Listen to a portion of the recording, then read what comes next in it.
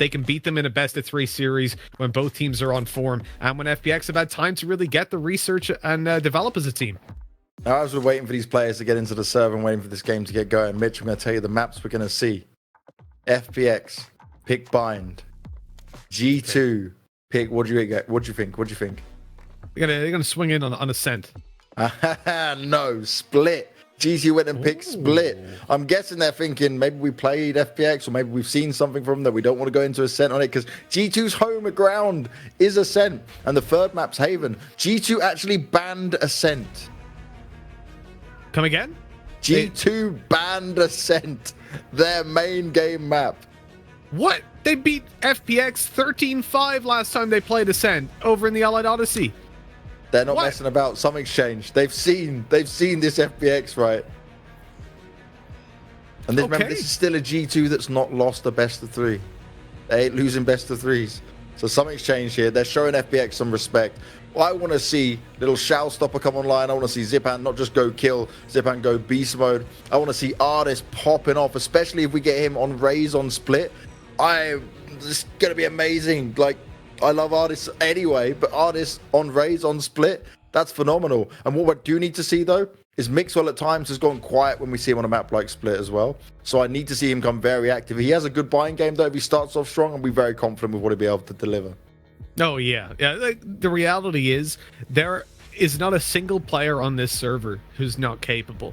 We said it about, like, you look at FPX, okay, you're talking about Zipan, you're talking about Xiao. Meta was the highest rated player for this team going through group stages. He was miles above everybody else, playing down on a Cypher, usually a pretty passive play style, but we've complimented him so many times on knowing exactly when to go on flank plays, being very, very patient, and that's what you need from a Cypher. Generally, they don't get the respect they deserve from fans, from Twitch chat, because they're the ones that have this very weak role when it comes to fragging. They're not the ones that go out for these duels and play the aggressive positions. But for Meadow, he was getting it done in the group stages. Now you come up against the best team potentially in the world, definitely in Europe.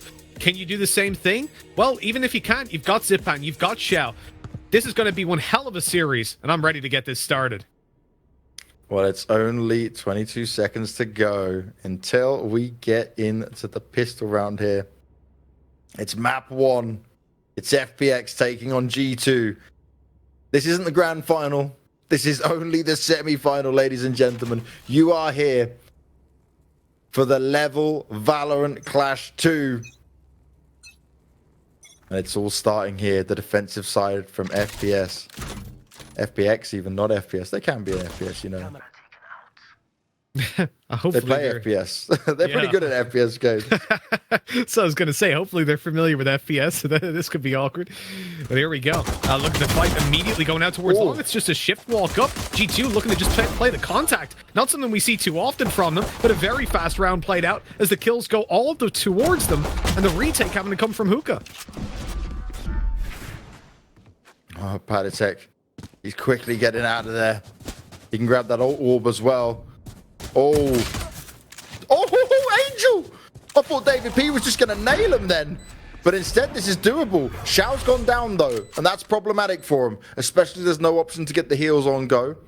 Padatek's put himself up in the tower, teleported up high. Taking a few shots, needs to be careful. He doesn't have the armor. Oh, they're lining up for him. He dominates the first. The second is very low. Shadow now. Vulnerable. And it's not going to be a round he could win. Pistol round goes to G2 here. From the start, they certainly would have wanted.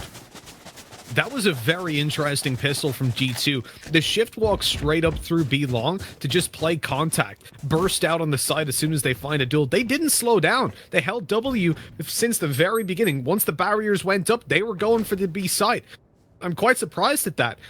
Normally they'll play that little bit more respectful up against FPX, and considering that they ban Ascent, I'm really excited to see what they've got in store for us. Now, for FPX, losing out that round means an eco round. It's what most teams are going to do, and it's what FPX usually will do.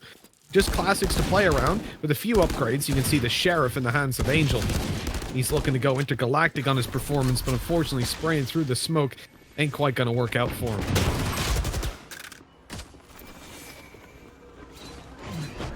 Now we know that FPX love these shorty plays, but G2 will be well aware of that.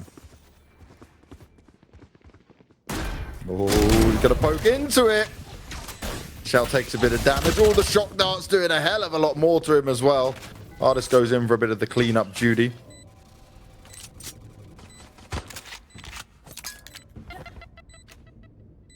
Zipan trying to fire the grenades out, but no one's there, tucked away in the corner.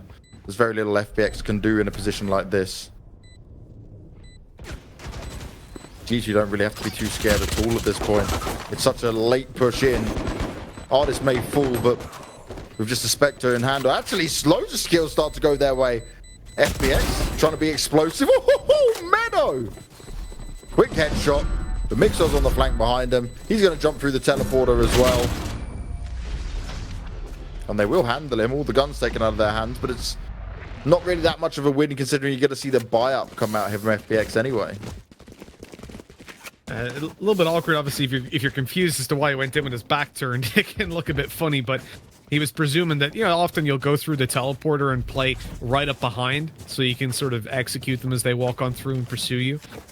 So it makes sense, the approach they were going for, or he was going for there, but looked a bit silly getting shot in the back then.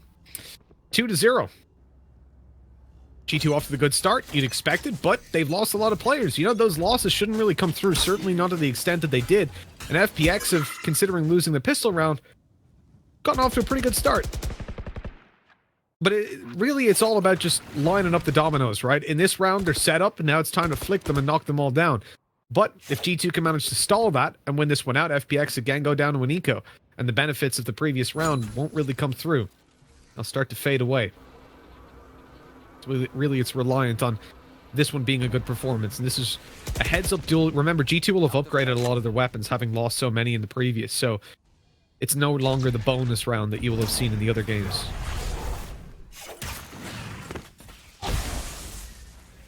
Oh, Meadow. Luckily, he's tucked away. He's hidden. Shadow wants to be careful of this poking in. They may expect the Omen teleport coming out. Waiting for this push in. He's done it once again. Panatek's on top. But he gets slapped down straight away. Angel's going to come into this. Nice bit of damage done, and he can back away off it. Huge play from Angel. He's doing some more. David P falls. Only Mixwell remains. He's got that operator, and if they can take that from him, it's going to be huge. He takes a shot. He can't make it land. He's checking close range. Oh! Narrowly avoiding it. Mixwell's being pressured. He couldn't land the shots. And they can comfortably grab that operator if they so want.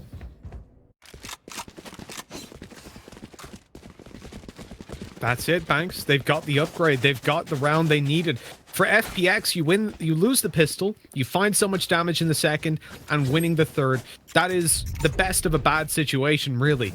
They couldn't have hoped for it, with the exception of winning those rounds, to have gone any better, really.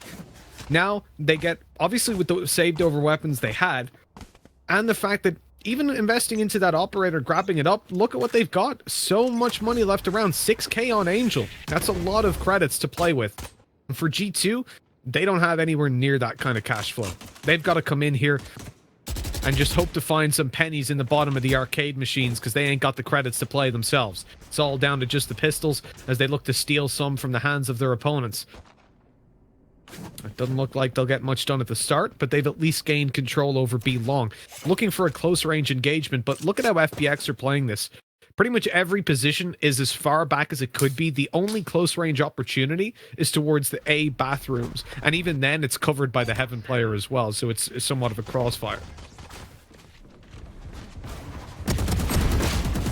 Oh, nicely played out here once again from FPX. Complete lockdown. Savage attacks coming in. Okay, it's against lesser weapons, but it's just the way they're handling the pushes. Straight evening it up 2-2.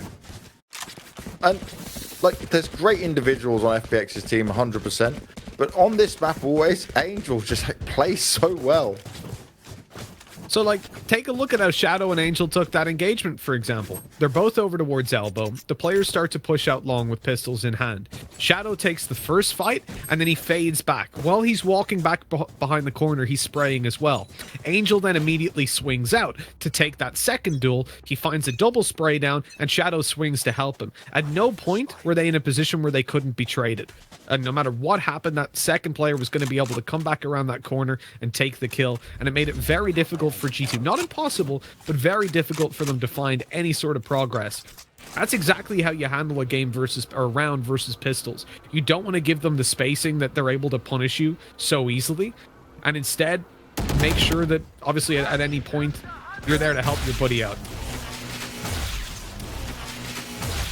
Ooh. Trying to make it work. God, the timing. The Hellfire doesn't actually connect with any of them, but it cuts Mixwell off. It's the perfect point of it. Panatek trying to do some damage, but Angel's firing back. David P's fallen. And once again, G2, they're lost in the chaos. The smokes, the ults, everything going down around them. 5 still alive for FPX. Just an Omen and a Cypher. And Angel may be low, but it doesn't matter. He's just going to go and grab that ult point out in the open. Just chilling casually with it. There's Patatek. Feels like we haven't seen a whole lot from him, right? Even in this tournament in general versus the performance that we typically expect. And I'm only talking about on-stream games. Of course, there were a couple that we didn't cast. And their G2, I think, came back away from, as David P put it, G-Dog, and more into the G2 performance. We said, you know, that there's no way any of those excuses come into play. Look, they're going to go for this. 10 seconds left, but that ends it pretty much, you would imagine. Patatek, maybe a chance. 5 seconds left, but surely Meadows just going to shut him down. And there was no time either way. So it's 3 on the board. FPX, they come through to at least take the lead for now. It's a good bounce back, though. 3 in a row, 2 buy rounds. Shao's got his operator, but he's not really had to be active because it's been so focused on the B site. Not only that, it's been so focused on B, but it's also been so well held on B as well, right? It's not like the retakes have had to come through in force. No. They've been shutting it down. And now with, again, just pistols in play, Banks, I don't envision much more happening for G2.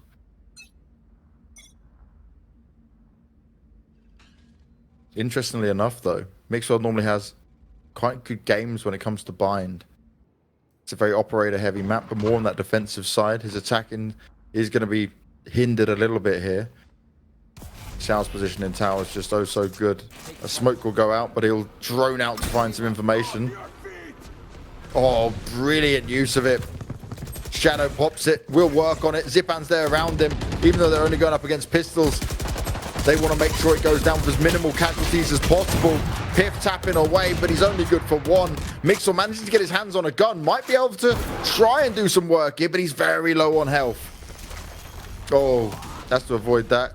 They know exactly where he's going to be coming from. It's just being forced out of position time and time again. I got the spike.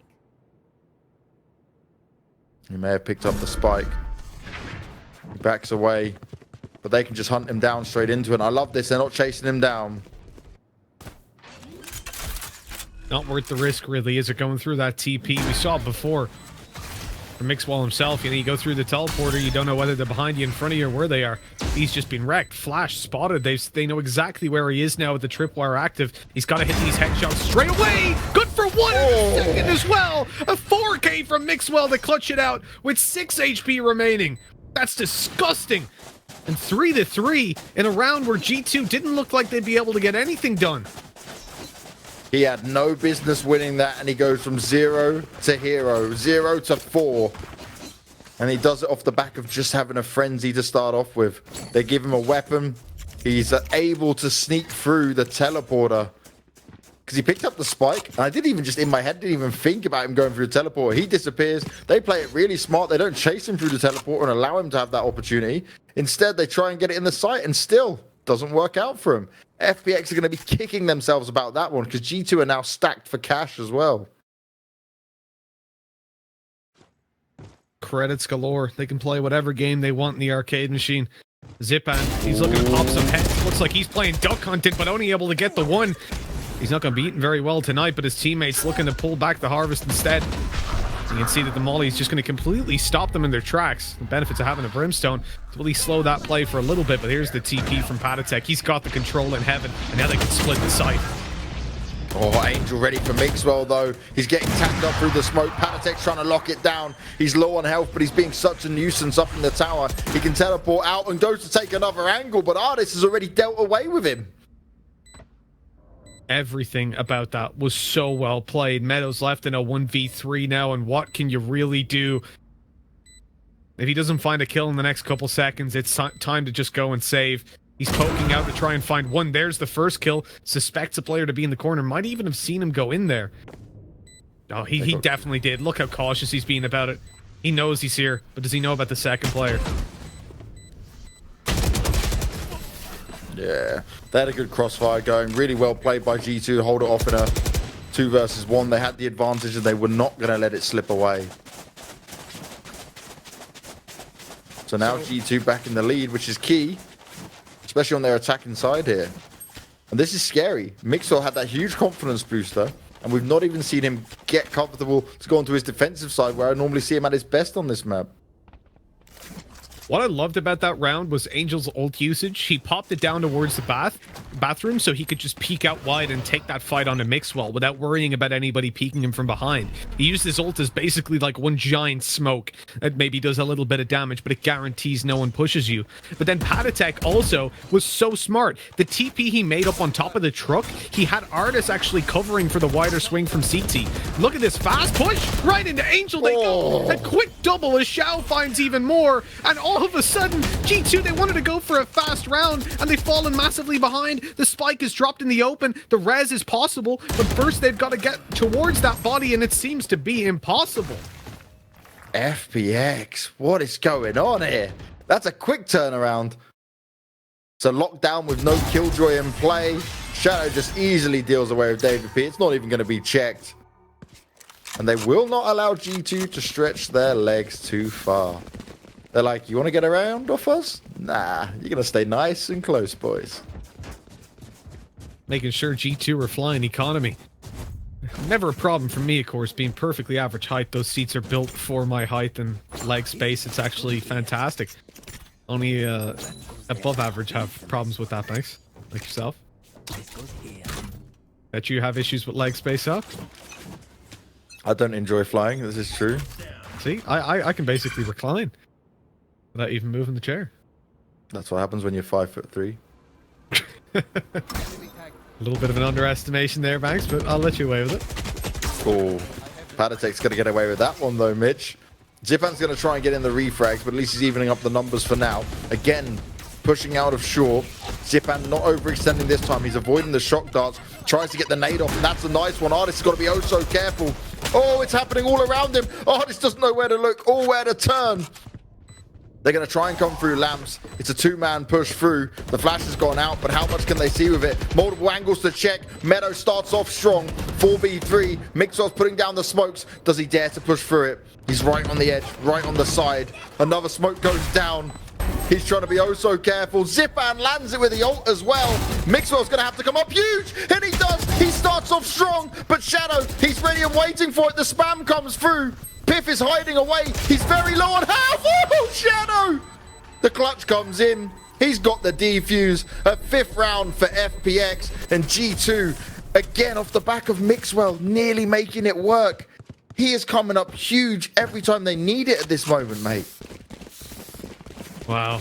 Wow, wow, wow. This is one hell of a game straight off the bat, Banks. When Map 1 delivers this kind of show, you know that you're in for the game of the tournament. I mean, this is the one that I was hyped up for. I tweeted out earlier on, you know, this is it. This is the game of the tournament, mark my words, and I think it's certainly delivering. We knew that FPX didn't show us their full potential last time these two teams butt heads. And right now we're seeing what it looks like when you give them that extra bit of prep time. G2 under threat. Down to pistols yet again. They've got a little bit extra to back them up. A res still in play. It's been up for quite a while now, right? Not been able to really find an opportunity to pop it. Dude, how quick these rounds have been. It's happened so fast. Panatek's done it again. They should know how many times he does this. Oh, Angel. Oh, perfect timing. They're being destroyed. They're being taken so much damage. Shadow's moving around the Sober roll, and Angel's just not stopping. He's putting the hurt on them. Everyone on G2 fell within seconds. Disgusting behavior from FPX. Fun plus ownage right now. Yo, Banks, it has been so long since I've seen that combination. A Rolling Thunder alongside Orbital Strike. You'll remember we used to see that all the time in the beta, right? But Brimstone started to fade out. We've seen Omen just overtaking the pick rates. And so it's nice to finally, I genuinely think that's the first time in months that I've gotten to cast a game where that happens. Because you go through, you roll and thunder them. They're all stunned. They can't move. And you saw it from Mixwell there. He's just stuck. He'd already used his dash to get out in the first place. TP'd already been popped by the Omen. So they're kind of just stood there like, oh no, how do I get out of here now? And the answer is you don't. You die to it. And then they blitz in afterwards, still capitalizing on the Rolling Thunder, having knocked those players back and stunned them. It's now 6-4 with Meadow opening it up and getting... Oh, look how far back he is already. He's got a free kill. Gets the kill, backs away. Oh, Patatek's done it again. You're far too predictable doing this, Patatek, and he still lands a huge shot regardless. Meadow in the back. He gets popped real quick. FPX. They're just dominating. Piff trying to make it work with the Sheriff here. Will grab himself a weapon at least.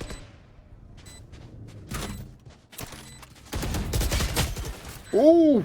Zipan is going to fall to Piff. Piff with a weapon in his hand. He's trying to even up the scoreboards, but now it's all on Shao. It's a 1v1. He doesn't expect David P to swing so quick. The revive's finally going to be used, and another round is added to the board for G2. FPX have been stopped in their tracks for now, and they were starting to get on quite a roll there. Last round of the half already, Mitch, but what a defensive side so far. They're showing up, both teams are, and we go down to the final round to look as to whether it's going to be neck and neck or a 2-round lead for FPX going into the next half. The potential for double operator isn't there over on FPX, and G2 are never really going to be pulling that out. The ultimates in play give Mixwell the ability to pop those knives out and go for some closer range fights. Might want to lead this charge, though, with the Phantom out by the looks of things. He's got to be so careful, though. Look, Shadow's holding it with the operator. And Mixwell, well, his spidey senses were tingling. He started to realize that around that corner, Oni Muertos waited for him. And so he just bails back over, looking for the A site, where there's 3 players currently in position. But because they haven't seen anything in a little while, they're starting to rotate. They now find a weaker A defense. And Mixwell, if he finds this opening kill, this could be very... Oh, no! Zipan in the side catches his head way too quick above that smoke. They have no idea where that even came from. Oh, Meadow here sneaking around. Got to be careful. Short, straight up onto David P. He can back away, and Artist can't even get the refrag on go. Still, though, G2 have an advantage in this round. Meadow, though, getting the extra information. That's going to be crucial. Patatek is causing them a huge problem. They're trying to push on him, but Angel, he's been hitting headies all day long. He's warmed up, ready and raring to go. He's been the dominant force for FPX so far in the defensive side, and he's not slowing down just yet. Artist wants to get the extra info. He just starts to spot him out. He's going to try and tap him away. Artist needs to come up huge here. He's got Piff to back him up. Nice start from them. The smoke starts to fade out. They've probably got this round, and it's 6-6. G2 managed to make it work. But my oh my, that was oh so competitive from both sides, never giving up. That's what I love to see, Banks. This is what I love to see. A 6-6 half on Bind, could you ask for a better map and a better scoreline? Really, Bind typically is going to play out as this quite tight game, right? You'll see that it's very close to 50-50 in terms of percentage win rates. In this tournament, it's been slightly attacker-sided, but again, that's a sample size of 12 maps. It's the most played map in the tournament, that's for sure, so obviously you can still draw some conclusions from that, but I'm quite happy with a 6-6 scoreline. I think this sets both teams up fairly well, and can often play a pretty big role in... Or the pistol round can also play a pretty big role whenever that comes through in such a close scoreline.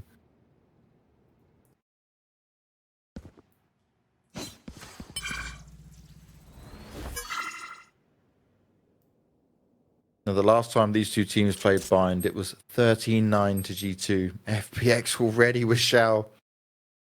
It's a whole... This is not the same FPX, Mitch. This is just what you love to see, improvements from a team. G2, they needed someone to try and test them a bit here. Finally, it might be happening. Great one-way smoke there. Spots the feats of Angel. He looks to put the smoke down, but now we'll push back on it. Doesn't want to go just yet. Especially with that slow going forward. Shao can drone out and get the extra information. The smokes get deployed, and now if they want, they can start to push on it. They can start to try and make the magic happen. Mixwell, quite aggressive here, taking a forward angle, but they're just going to back away. The fake's being solved. There's only the Sova on the site. Zipan's running up on it. The flash going out. Doesn't actually hit Artis. He's in a good position to do some damage. He's trying to tap around them. First headshot landed, but he needs to deliver more. He needs to stop him, and it's not going to work. Smike is going to be straight plant. And David P. Ooh, that was a disgusting shot. He's going to look for a few more of them, though. Padatek expecting someone to be coming late. It's not going to be happening just yet. Oh, Shadow playing this so well. He hears the footsteps. He knows what's going on. Timing. Oh! A few whiff shots, though. That's not what you want to see. Padatek low on health. 26 health. He knows where to look. He should know where to look at least. Timing's not on his side. They come into each other. And Shadow shuts it down. But my oh my, that was getting a bit scarier. It was, but at 7-6 now, FPX win out the pistol, and this is what happened last time, Banks. 7 rounds they found on their attacking side. It was the defense where they fell apart. And that's a real issue if you're G2, because I feel like G2, in terms of their character arc, let's say, they're all, I would consider them pretty much at the same skill level as they were last time, right? They were at their peak, they still are, but FPX weren't. They were on their come up. Yeah. They have been, and now they're a whole lot better. And so if FPX delivered previously on the attacking side, they've fixed their defense. Now things get scary for G2, where they've got to step up. It feels like we haven't had those performances from these players that we normally see. Beautiful Bucky skin there for David P. We'll see if he can get the damage done with it. That Boombot shouldn't see him from up there. And it doesn't. Nah. Height advantage. The Boombot is blind to ground level. They'll know, though, right? They'll know that that's an angle he could be sat on. Left side should be clear. Even a nade through should allow David P to stay a little bit safe from it if they nade the right side. But it's a very slow approach. They're not actually looking to take map control. FPX are waiting and hoping G2 get a little bit impatient and make a push.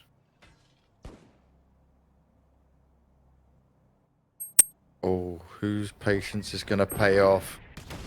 David P. He wasn't patient enough. Zipan waits it out, gets the easy first kill. Won't be pressured by the Bucky at all. If though, oh, the timing. That's just so unlucky. Got to feel bad for him on that one. He tries to go forward with a short. He thinks they're still going to keep it slow, but they start to bust into the B side. Right now for G2, it's all about damage control because you're 5v3. You're limited on weaponry. And you're trying to do all the damage you can in any way to FPX because you know what's happening, right? FPX are gaining some critical momentum and seriously causing a huge problem. Now, it's only a buck here at that range, Artis. I like the attempts, but that's not going to work out too well.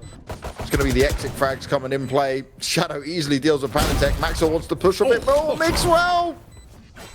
Nicely done. Grabs himself a Phantom and get the hell out of there. Why the hell not? Yeah, that's gorgeous. Artis. See, the problem for Artis in that fight and the one previously towards Elbow is that, okay, Bucky can be decent at that medium range. If you right-click it, you can take kills pretty easily. Problem is, once that player's halfway around a wall or obscured slightly, the wallbang pen just isn't there. It's not good enough for you to actually convincingly do damage. Certainly not against the Phantom. They'll win that fight 100% of the time. So you've got to find them out in the open exposed.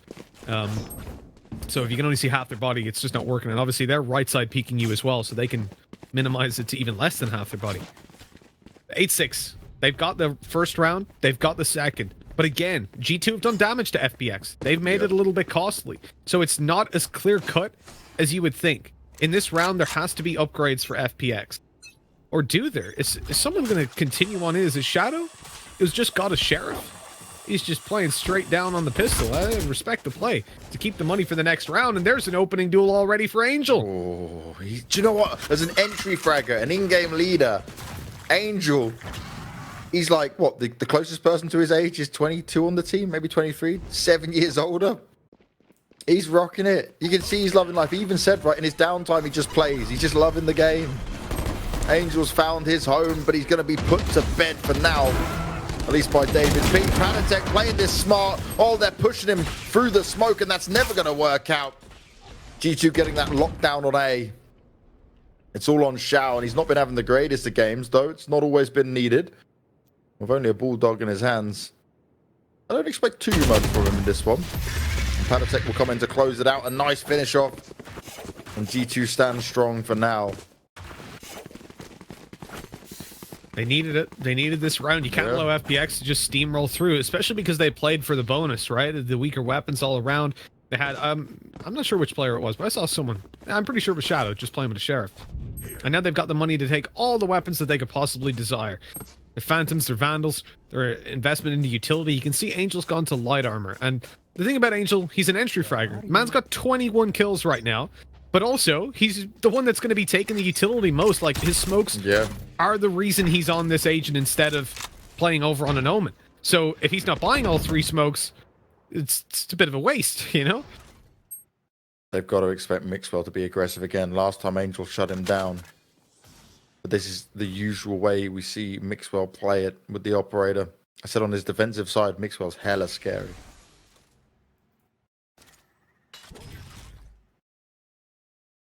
Ooh, not the most optimal cage. Slight gap in it. They're also spotting with the cam and they can't see Mixwell from where he is. Oh my god, that was so close.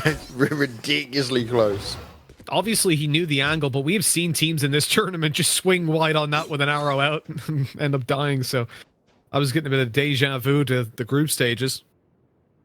You got to remember, Mitch, right? This is still close, but it's FPX's pick. To me, this is a must win. Although we've seen that G2 banned out Ascent, we're going to Split next, which, I don't know, I love G2 on Split, but I'm really sold by the raised performance from Artis over and over again on that. This is nice from David P, but they're committing the wall very early on here to try and delay him for more time. Zipan trying to get the spam on go. Oh dear, David P, that's not what you want to see. Shadow's going to push on round. He expects another player close. Padatek right on the edge of it. Tries to get himself in. Wants to back on with his teammates. He needs to hold this on. Timing's not on their side, but Angel delivers once again. Will they have time to plant the spike? No, they won't. He's out of it. Not enough time. Mixwell backs away. He could have died because he was out in the open on his own, but he does escape and they give G2 another round. Far too slow. That wall actually did pay off in delaying and pushing up long. Huge work coming in there. I think they probably would have won that if Mixwell didn't have his dash still up. Had they baited him out earlier, made him use that, he wouldn't have been able to get away quite as easily. Obviously, that's a small point, and it's not something you could ever possibly plan for, but it's like it came down to that split-second thing where he happened to have the ability still online. Good conservation from him, for sure. Now they're tied up 8-8, but G2 should be taking the lead as they now come up against just pistols yet again. Mixwell pushed off the angle by the stun straight away. That's a stun from middle. My god, what is that shot, Mixwell? The dash certainly used up this time. But oh, Xiao and Zipan elsewhere getting it done though. Mixwell may have pulled off an amazing shot, but the power play from the young guns on FPX getting it done. So it's still game and round on. Nice shot from Padatek. Looking much better now he's defensive. He got way too predictable on his attack inside. They're already further forward than what he might expect here. Zipan ready and waiting for the poke out. Mixwell now has to deliver. Tries to get the shot through the wall. Does actually make it connect, but it doesn't matter for Zipan. Every gun is an operator for him. And Piff all alone, you're very far away, my friend. This is going to be a tough one for you to find. This is only map 1 of the semi-final between these two. This is why it feels like a grand final. Because look how back and forth it is. Look how close it is. Mixwell lands an amazing shot like that to open up the round. And then Zipan and Xiao just say, yeah, cool. No worries. We'll deal with the rest of your team. Yeah, you can kill one of us. We'll kill 2 of you. Let's make those trades. And they did that all throughout the round. G2 head in their hands. It's got to feel pretty bad because that opening frag was so good, but it only lasted for less than a second. Yeah. The dash came out, and by the time he'd made it to site, his team were just all dead. It's looking like they were going to hunt down Pith as well, but they're going to leave him. 9-8. And, geez, it's always the rounds that you underestimate, isn't it? It's the ones that you come in and you say, well, they've only got pistols bang, so it should be nice and clean. And then, boom, all of a sudden, they're torn asunder. Explosive. And I'll say this again, Shao's not having the greatest of games, and that's always a scary part, because once he comes online, you know what happens. Oh, yeah. Man, look, Angel's got 22 kills. He's leading the charge. This man's got the same age as two of his youngest players added together, almost. He's just what map is that? What map is that? Close enough. So he has two 11-year-olds on his team. Is that what you're telling me here, Mitch? Yeah? That's 22. What age do you think Angel is? I know you want to hold on to your youth here, Banks, but come on. He's not quite that young. Oh, the opening pick, though, has gone the way of FPX for this round. And it does feel like a lot of these opening duels are going FPX's way. And even if they don't, we saw it in the previous round. The refrag, the bounce back comes in. Oh, he's doing damage again. He's making them duck and dive and run away. Artist put low on health. There is a revive up here for David P, but he doesn't want to pop it just yet, I guess. And look at this. They bait out all the utility. Piff's just hanging back at B. He's got his camera out. He can look a little bit towards long. But ultimately, they know they're going to have to make the moves real quick on over. They've rotated through, right? So here comes Artist over to help out. One scene. The ult out. Oh, no, goodbye. Artist has no chance on that one. Oh, it connected. It did. It did. We flicked away at just the wrong moment. I was so confused. A 4v3, Nade's keeping Mixwell back. You can't really post up to try and get them as they fall back. They've got post plant set up, and Mixwell's just bailing. Everything went against them on that round. Mate, I was so confused what happened with that shot. I was like, did he die? What happened? Where? It teleported us to the other side of the map. It was so quick. Well, G2 are saving. They want to hold on to their weapons as the 10th round is going to go for FPX. And while we have this time, you got to say, right, that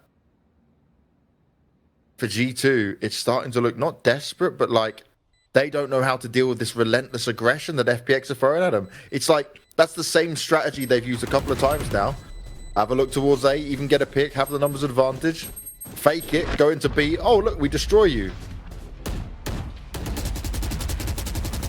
This is not looking good, Banks. G2, they're on the ropes right now. They're holding on for dear life. You got to remember, okay, Split, last time G2 took it, 13-10. I think it was like the day before or something. Let me get the timeline up. Or was it?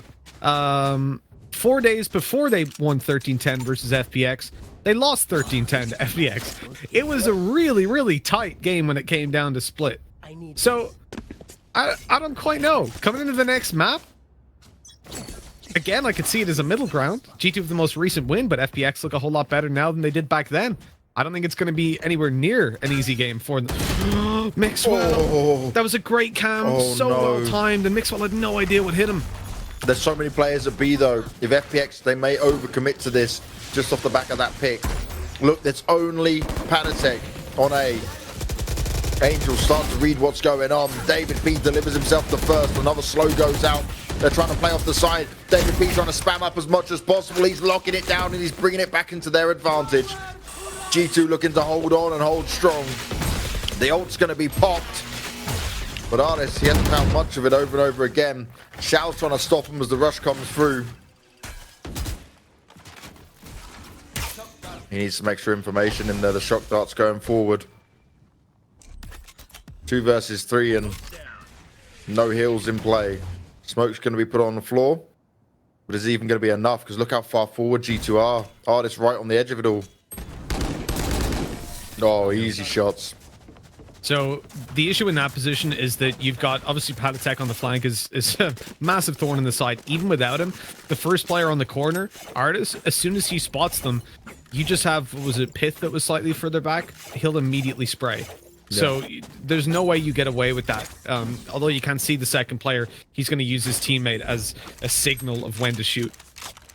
And you're just dead on that, especially with such low HP on Angel. 10-9. G2 not letting them go. They're holding on. It's like in Fall Guys when you try to jump across the gap and someone grabs you. You just can't make it. You fall down to your death. Zipan opens up onto Mixwell this time. Mixwell, I spoke about his defensive side being so good with the operator. He's been slapped around a lot so far this game. Patatech right on the edge. He's been such a phenomenal player throughout this game so far. Locking it down, holding it down, but this time around it's not going to work out. Hardest looking to try spray him out, but they swing on him. Double peek on Piff. Is sat at B thinking, what do I do now? What happened? Guys.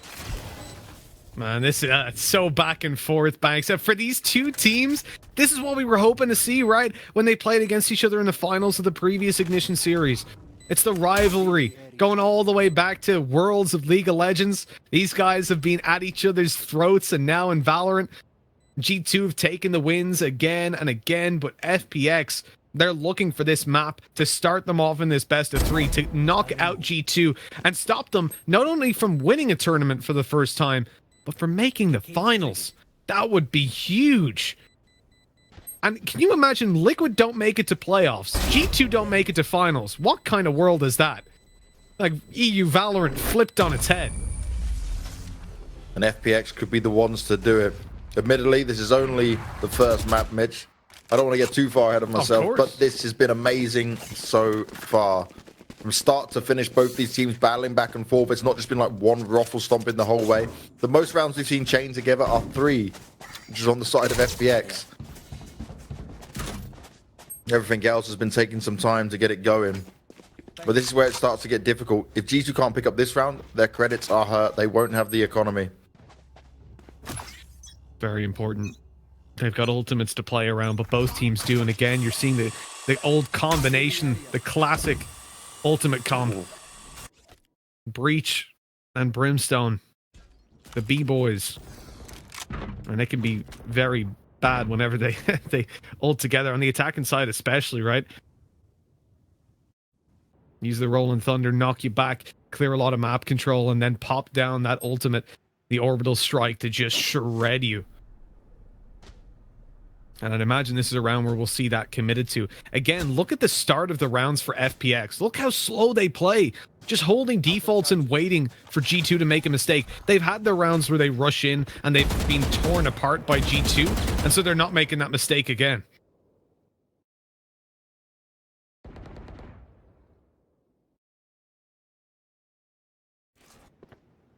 Slowing it down as well. I like the fact that they're going to try and confuse G2 a bit here.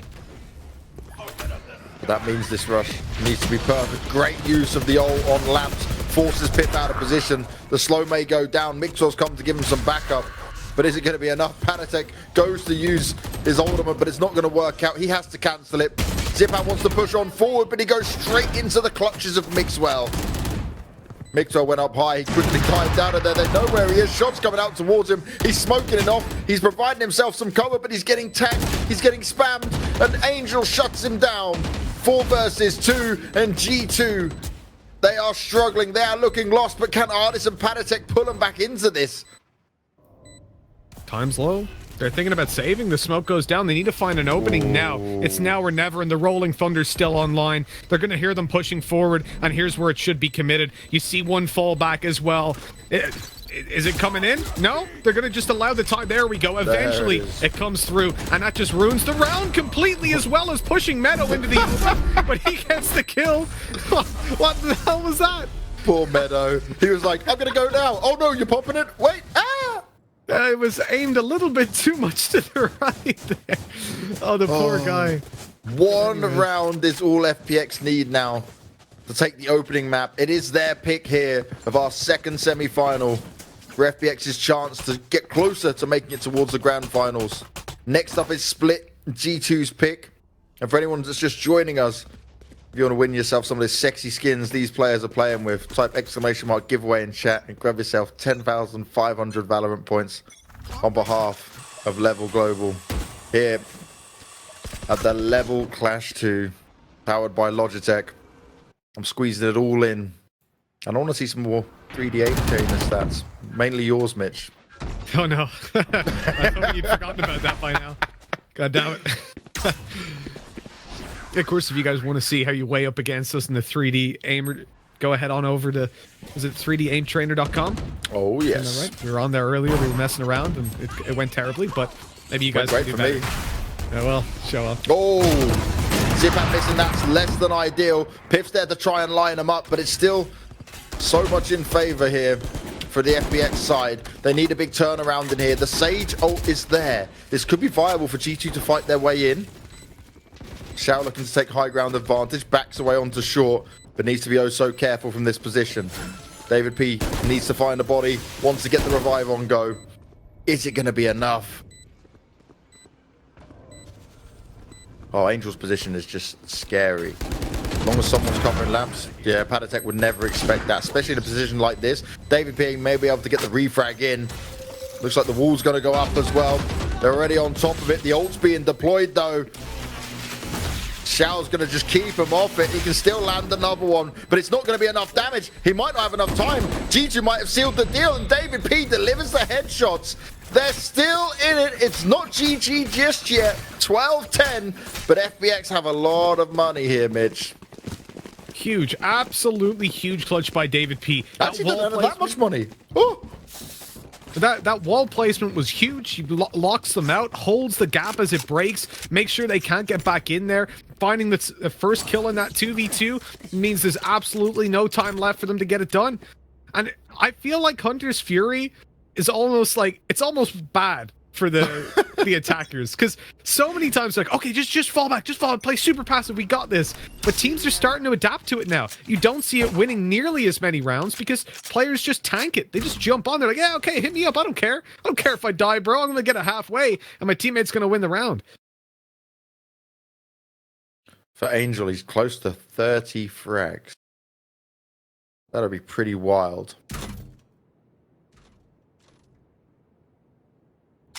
It would be pretty unbelievable. Oh my god, look at Twitch. Guys, you don't need an all type giveaway. Yeah, just one person needs to do it. You'll get a link, you follow the link. You don't need 10,000 people spamming giveaway. And now I've just made them do it all day long. I'm sorry.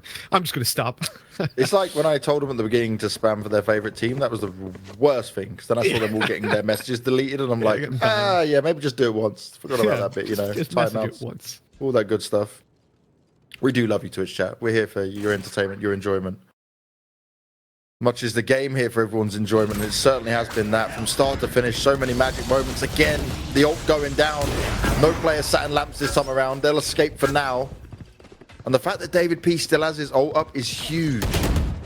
Oh, he's got to land these. No, it doesn't work out for him. Mixwell's gone as well.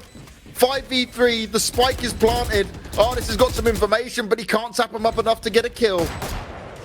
Once again, it's a 3v5. They did it last time, but how many times going to get away with it? Mixwell, he's revived. They want to make this work, but he's instantly put down by Shadow, but the rest of G2 start to strike. This is looking so good for G2. They want to hold on. They want to face this into overtime. Artis got to be careful. He's poking out a bit too far into the open. Artis delivering onto Angel. That's exactly what they need.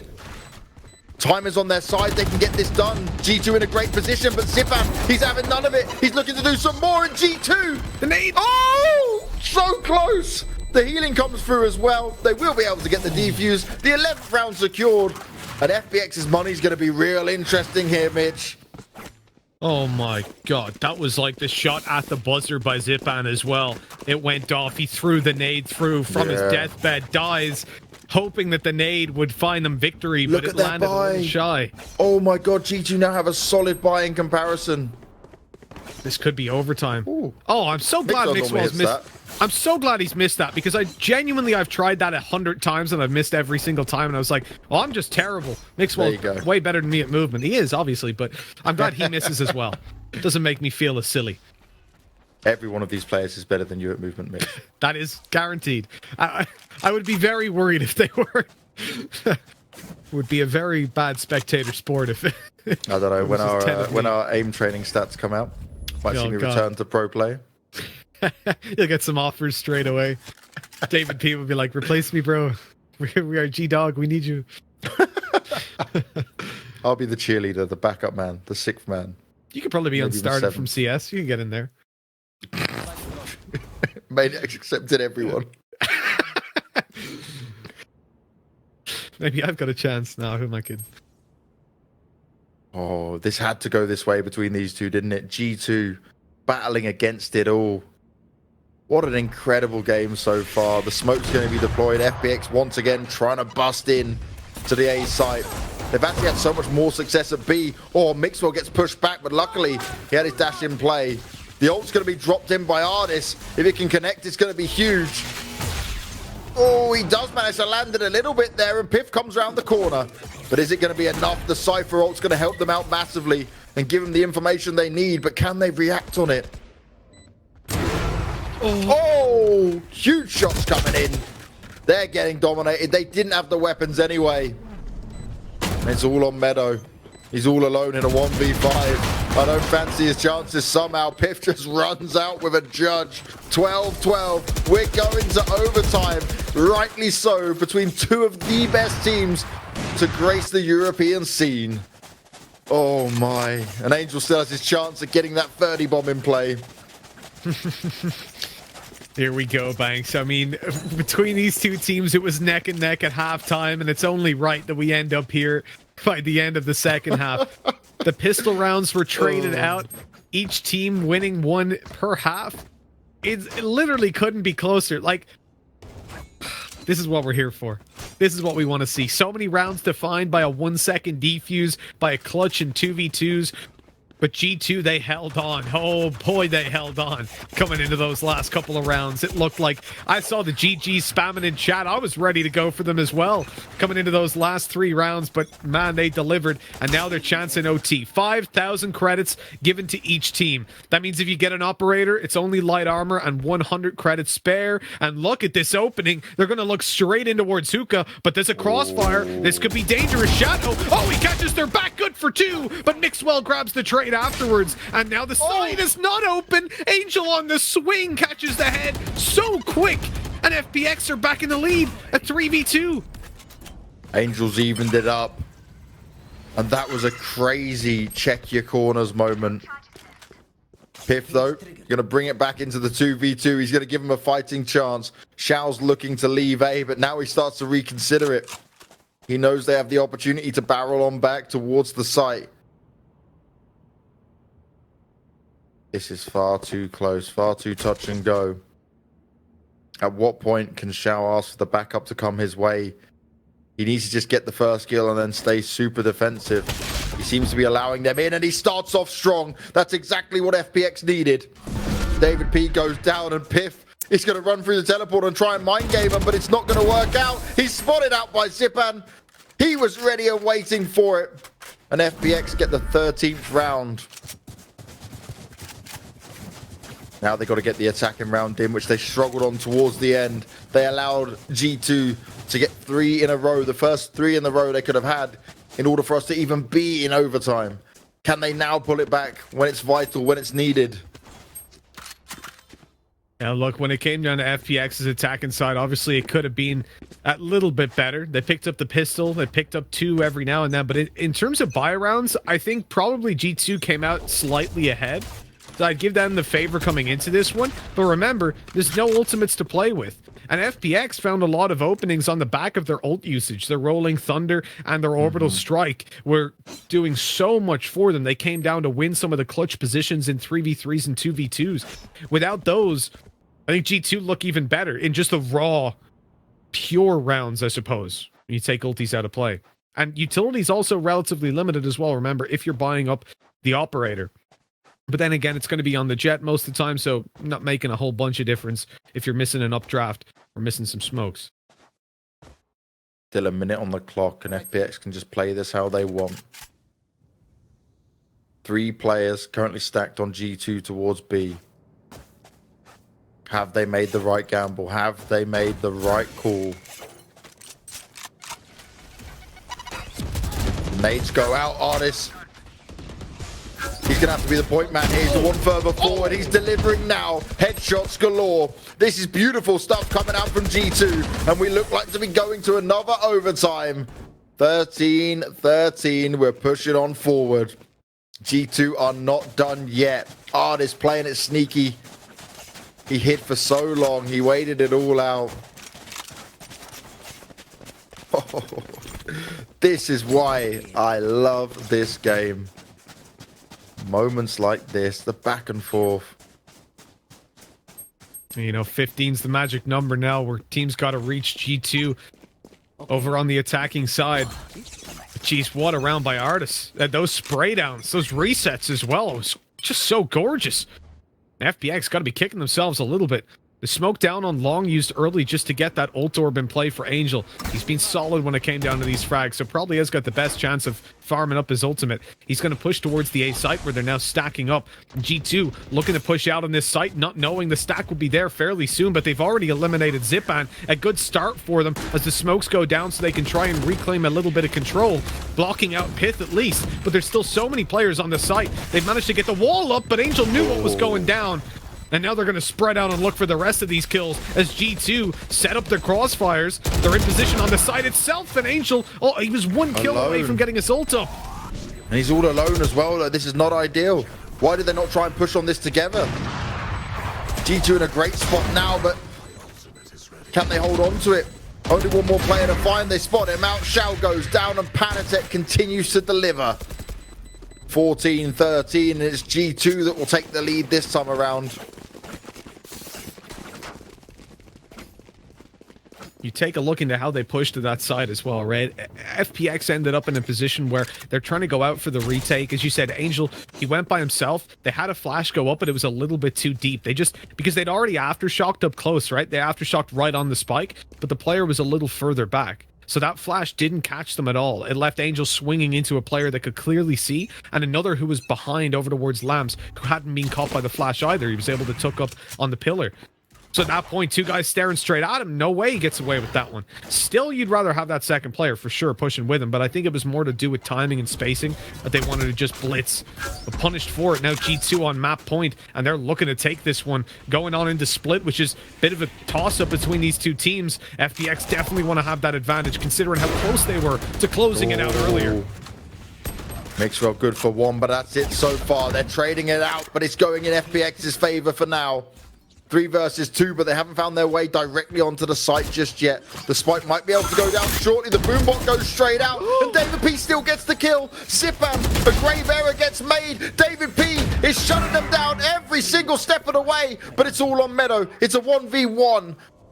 And Panatek, he's been so impactful for G2 from start to finish. He's going to sit on this defuse, at least for the first part. Waits for it to come out. Panatek seals the deal. G2 take the map. They get the 1-0 on FPX's pick. An incredible game from start to finish. FPX, they looked like they had full control, but G2, you can never count them out, Mitch. Phenomenal stuff. Yeah, you really can. What a clutch there by Panatek as well. He knew where the player was, threw his paranoia in. He knew that was going to buy him a little bit of time, right? When you're paranoid up and you can only see close range, there's no way you just swing right through and look for the kill. And afterwards then, winning out the duel, the guy was, I think, 44 HP. Meadow didn't stand a chance. So well played. And I got to say, man, it's heartbreaking for Angel. He dropped, I think, 29 kills last I checked. I think that in the last he would have gotten very close. So maybe the 30 bomb. So unfortunate. Well, it's split coming up next. It's G2's pick, but before we get there, we're going to head to a break. We'll catch you guys on the other side because you won't want to miss this. This is only the semi-finals, and it feels like a grand finals here at the Level Clash 2.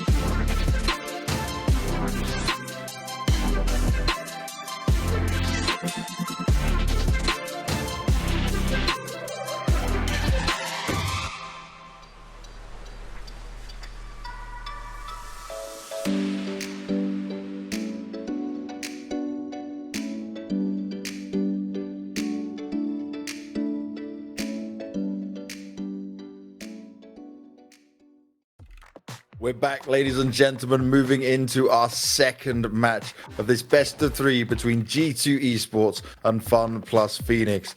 And my oh my, that first game went to double overtime. G2 sealed the deal, but it looked like it was going to be FPX's map a long time ago. Mitch, we saw incredible entries coming out of Angel time and time again. Mixwell wasn't even hitting the mark like we normally see, like he does on Bind. But now we're going to Split, which is now G2's pick. They even banned out Ascent, which sent us crazy anyway, sent us into a world of confusion. Yeah, it's quite odd to see G2 coming in and preferencing Split over the likes of Ascent because they dominate on Ascent. It's their home turf, right? And moving on to Split, they lost 13-10 to FPX. Then 4 days later, they beat them 13-10. It's not like it's been a convincing win, right? It's not like they figured it out and smashed them. So I don't know. It's a really weird pick. But obviously, that's based on our info. That's based on what we know.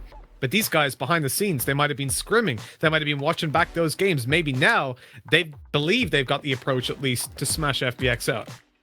And there's a lot of these things, right? It's what we see in the official games. It's what we see in the tournaments. But it's also what might be going on in practice. Maybe they know something about what FPX has been preparing for Ascent in order to try and take him down. And they don't want to risk losing a best of three. And you got to say, when it comes to G2, G2 are sat there right now.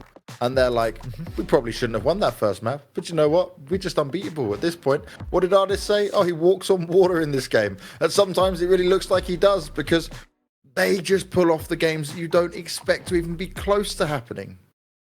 Look, at the moment, G2 are still undefeated, right? In best of threes. They haven't lost an artist since beta. The day one of beta hasn't lost a single best of three. That's unbelievable. Like, this guy's unreal. But... And at the moment, they're set up not to either, right? They've got that 1-0 advantage. And can you imagine how happy they've got to be? They were down 12-9. And not only that, two of those rounds, 12-10, 12-11 win, literally a second in between them. 1% better accuracy or faster reaction for their opponent, they lose that. They flick a little bit much, they lose that. It was so close. And they managed to come back, win in overtime in double OT. It's got to be deflating for FPX. There's no way around it. Like, we talk about games where you're close to winning and you lose, but I don't think I've ever seen a game that was that close and you lost. And I think the thing is, right, we got to look at everything we've seen from these two teams. FPX have looked better than we've ever seen them before. They have proven that they've been putting in a lot of work. But as Angel said, they're not even in a position where they can completely commit the time just yet. They're going through some things as a team. They're working out what schedule is best for them. He's also still mixing around with agents and stuff like that. They use the most different agent composition that what anyone else in Europe uses as well. But it still works for them. And for him right now, he says this is the development process. We're not even in our final form. So what happens when we get FPX in their final form? That's scary as hell. Well, exactly. They've, again, not been together that long. They're still mixing it around. We've seen things like Angel go over to a Brimstone, straying away from what we'd normally see when it came down to playing an Omen for pretty much every team after the buff came through to his flash. So coming into Split, actually, this is somewhere that I expect both teams to be coming in and performing on an Omen.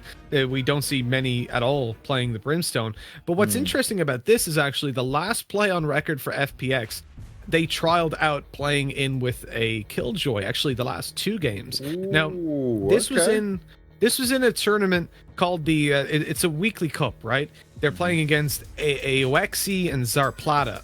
I don't know those teams personally, and so maybe they were just deploying it where it's like free practice in a way. Yeah. Now, when you look over towards G2, they've not been doing that. They haven't played yet. We saw them in this tournament up against Valorant, Liquid. They haven't pulled it out, and you can see here again, they're not going to go for it. But FPX, look who's on their lineup. Oh, boy. They're mixing it up. They're switching it up. But is it going to net them the win? Is this going to be the difference maker for them? A Cypher and Killjoy and a Sage with the Raze and Omen in play as well. Now, Zipan on his Raze is impressive, but you know how excited I get, Mitch, when I get to see Ardis on that Raze, because this man's so aggressive. If that ult's up, he's popping it. 1v5 and there's 5 players on G2, he's still popping that ult. Oh yeah, this guy, I think the second that he gets it online, his finger just drifts down to X and he just sits on it waiting for someone to peek him. Becomes his new primary fire button. He loves it. And what I love about Artis on this map as well is he deploys those like really fast blast pack plays to get aggressive. We've seen it on B and A to just overwhelm his opponents, but he doesn't do it regularly. I'd say 1 in every 2 games, he'll do it in 1 round. And so it's obviously you cannot predict it. You can't be ready for it all the time or you'd waste so much of the clock. And then eventually this guy just comes zipping around the corner and you're gone. Well, Zipan loves to go around the corner with his Raze as well. 2 different styles of Raze. 2 very incredible players at this game. FPX fighting for survival, and it's starting off exactly how they would want. Mr. Shao getting it done onto David P. He's definitely more at home when he's on his Sage, and I'm not just saying that because he's here now and just got this opening kill. It's the Sova at times can be a bit lackluster for Mr. Shao. Remember, he had to change a lot coming into this FPX roster, but he trusts Angel, and they all trust Angel in playing the compositions that he sees best and what's going to win them tournaments. And look how far they've got once again. Now they need to push G2 around on G2's map pick. And they've started off with the first kill. They're looking for more, but Panatek, well, he holds on strong for 1, but that's it. The time is not on the side for him, though, as Mixwell takes that spike out of the air. More damage being done. They need to get it down.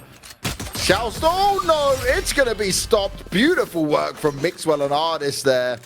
And the pistol goes to G2, but it looked like it was pretty much in control for FPX. But that's just the power of the G2 boys.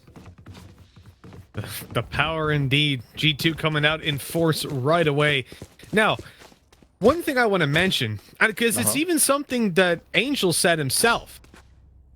When you come to the attacking side with a Killjoy, isn't as useful. There are definitely uses for it, but I remember having that conversation with Angel on Twitter, and he said, look, when it comes to the attacking side, she's basically useless. You're now picking her starting on the attack of the map that is the hardest to attack on.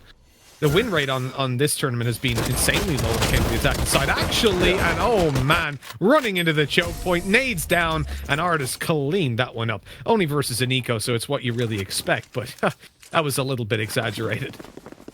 I'm all down for the second round to go that quickly, though, you know. Absolutely. At the moment, you just kind of let it happen. You just watch it go down like this. Now it's the real fight. Now it's the big power plays coming in. Mixwell straight up on that operator as well early on here. Thanks. Do you know what the attacking win rate for this tournament has been? Now, it's only been played 3 times, in fairness, but still, this is ridiculous. 29%. Oh, wow. That's so low. That's a lot lower than normal, isn't it? Yeah, usually it's like 45, 40.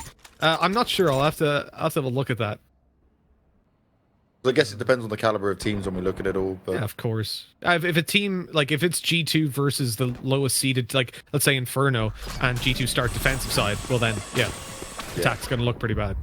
The push is coming out towards Piff, but he's staying very defensive right on the corner. He's got the backup from Artis already on the corner of the wall. FPX don't have to push into this yet. They're just looking to try and soften anyone up that might be in the back lines, but no one's there. And I like this from G2 already. They're not overcommitting to it, but they're ready and prepared. They know what FPX is like. They love to sell a fake.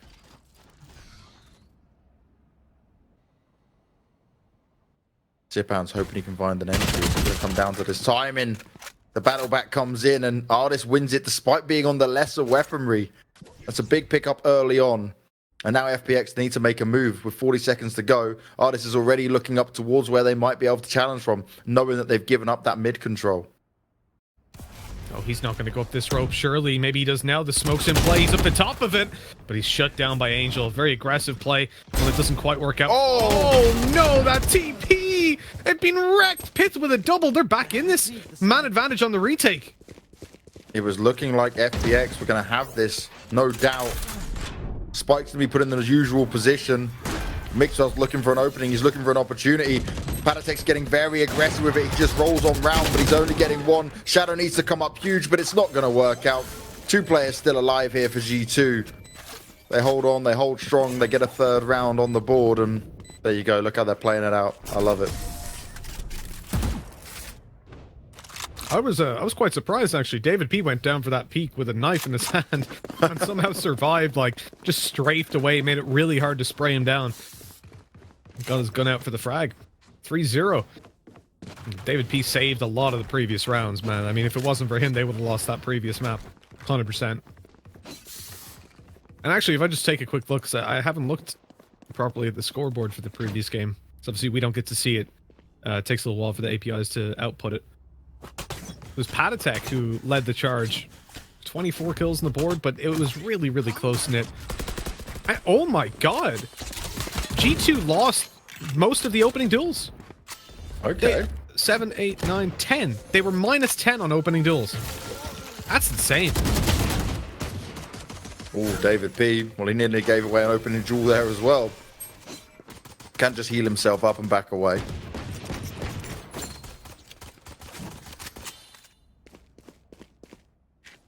FPX, so the best they can really hope for in a round like this is getting that spike down. B is definitely the site you can try and bust on a pistol round, but also there's just so many choke points on a map like Split.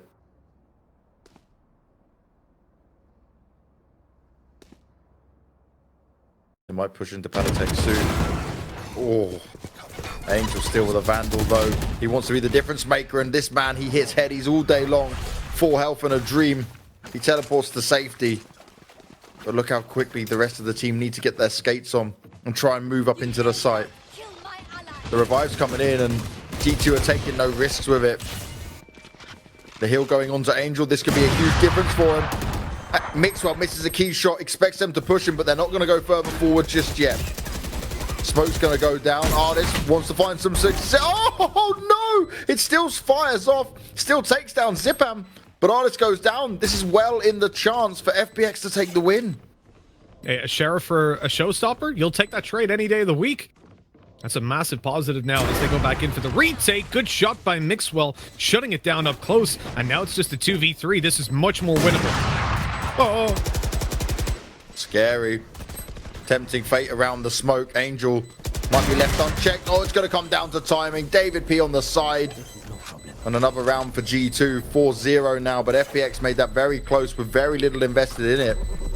And G2 had to spend 2 ults up. Yeah, well, they did invest a lot, considering it was only pistols, for sure. There was good damage done by FPX. And Angel just showed that he is not afraid of anything. He saw him just standing in the smoke, knowing there's an operator there. It's like, you take the shot, I'll take the gamble. Yep, roll the dice. He literally just stood, didn't even move after the op shot. Just, oh, yeah, okay, no problem. Well, you know how good he is in poker as well, you know, so. Yeah, he's good at gambling. He's a lucky guy, we'll put it that way. Learned that the hard way. Look, the early play in towards B always interests me. You know, sometimes you see the likes of an Omen going in for the TP to backside, but it's very aggressive. Oof. That's typically when you see a Cypher playing a side. So they've got the opening kill, but they're still aggressing. Patatek's worried, thinking about a player in this corner, and what was that? Great shot to Angel. Patatek, the top fragger of the previous map, and they're just getting shredded. This is a buy round, Banks. Yeah, it doesn't even look like a buy round. That's the problem. FPX needs to get their head in the game. Oh, the satchel damage as well. The Zipan chipped away down to 19 health. The boombot's going out. Oops, it just escapes past him, but the artist is there anyway to tap away. Flawless round on a buy. 5-0. G2 loving life right now. They're looking very untouchable. And it's no one just like a artist may have the most kills kind of thing, but everyone's pulling their weight. When you're looking at what FPX have tried to do here, they've mixed it up a bit. They've not just focused down on trying to sell the fakes and rush in. You can see the confidence of G2 as well, though. Like, so Sky FPX high. in the previous map, attacking side, they were super slow. They just played defaults and waited for G2's push. Now they're doing the same thing, but G2 are pushing much more actively and finding those duels. On Split, that's not normal. Oh, the dash, Pith peeking out. Look at the synergy. As soon as Mixwell takes the shot and dashes, Pith is going. He's swinging, and he's taking the kill, stopping them from progressing any further. And FPX lose an ult straight away. It's a showstopper as well, which is obviously never ideal to lose, because in a round like this where you've got weaker weapons, that can be the difference maker. Yeah, that can truly open it up, right? How many times do we see it get a couple of kills on the board? Helps you push into a site. Get a weapon up. David P ready and waiting to put that wall down. Angel wants him to overextend. Oh! And paranoia's come through, but it may be just... Yeah, it doesn't do anything, right? It's already gone. It's already out of the position. Shadow and Angel can push on forward from this, but they need to block it out. Patek just swings. He's confident as ever. He had a great first game, and he's not slowing down here. FPX with 3 members alive, and Artis, he's going in with a grenade. He's looking to do some more damage. Doesn't quite reach him, though. Oh, he just starts to spot him. He's up high. He wants to make this work. Mixwell's decided to pop the ult as well. And why the hell not? Actually, they might need to. This has to start going their way. Shao and Shadow. The turret's on the floor as well. It's looking to do some damage. Mixwell's like, no. I'll let someone else deal with that for now. I'm not wasting an op shot on that. Smokes are down. Will it give them enough cover? 2v3 and FPX have somehow given them chance at a round, but Mixwell wants to turn it around. He's going to have to back away now. He knows it's not going to work out so well. And he's just looking to do as much damage as possible. Puts the hurt onto Shadow. They'll just back away. Finally a round for FPX. But that still got oh so close. Yeah, it was a really, really tight round. The upside is FPX didn't burn up any of their ult economy to grab that win. They just got it straight up off those duels.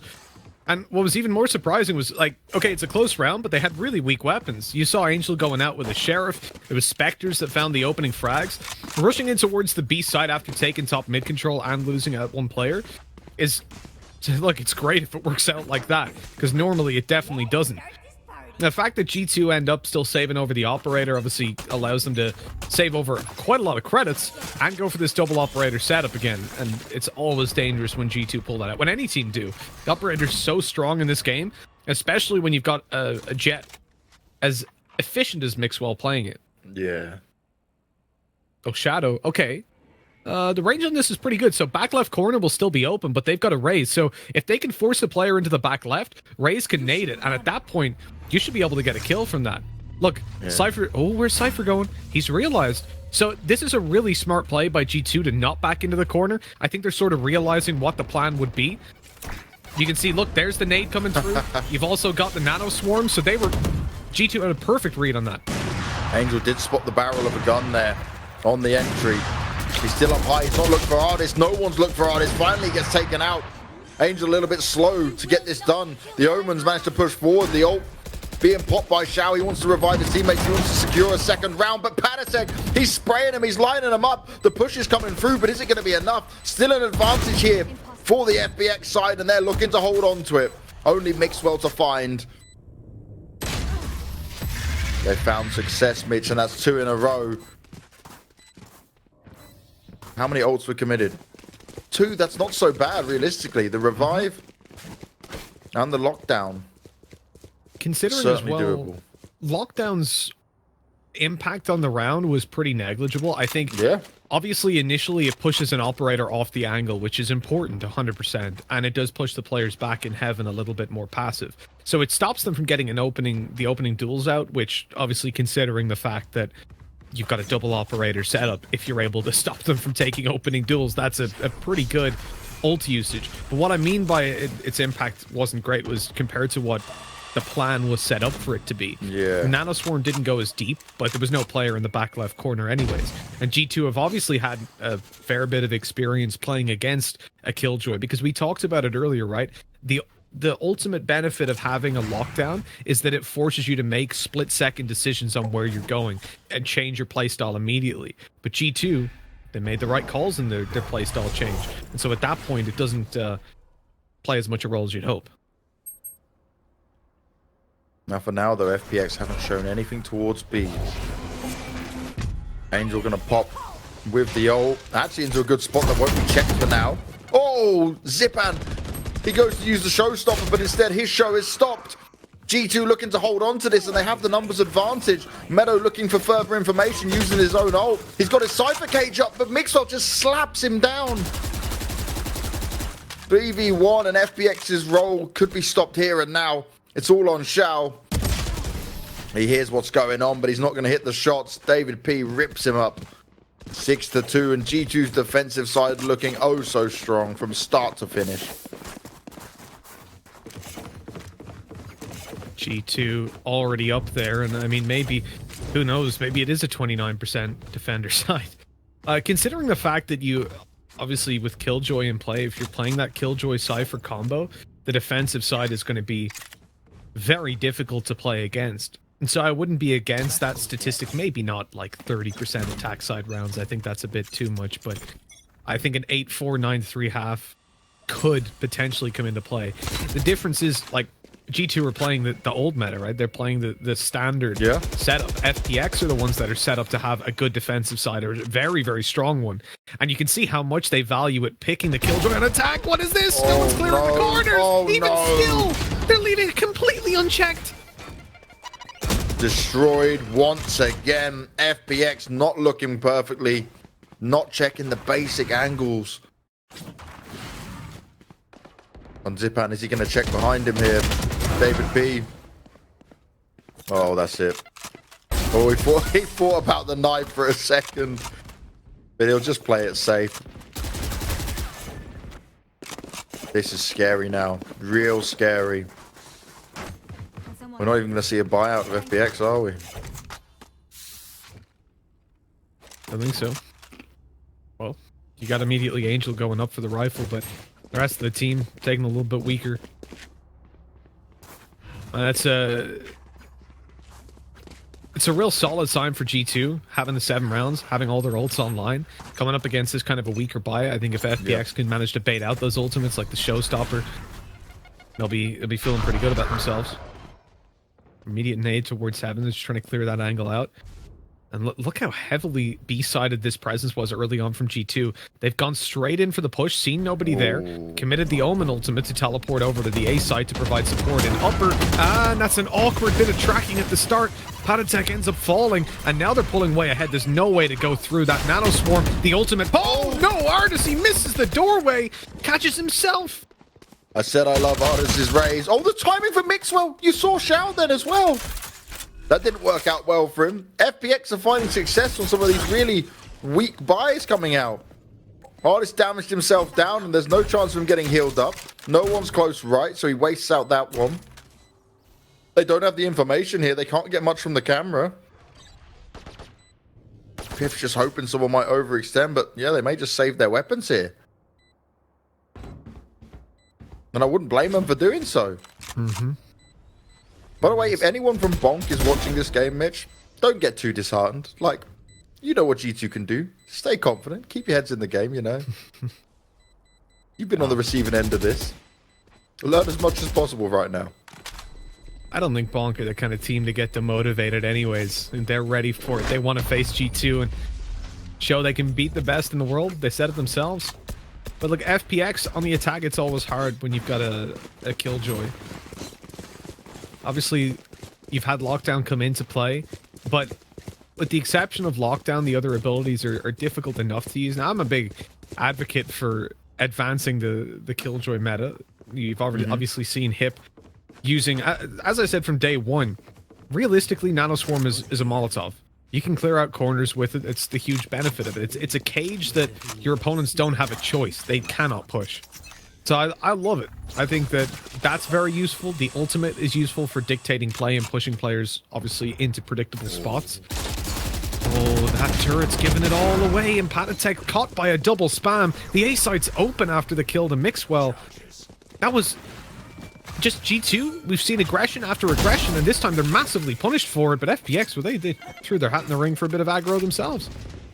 Yeah, that's 2 huge openings to see them find success on the A site.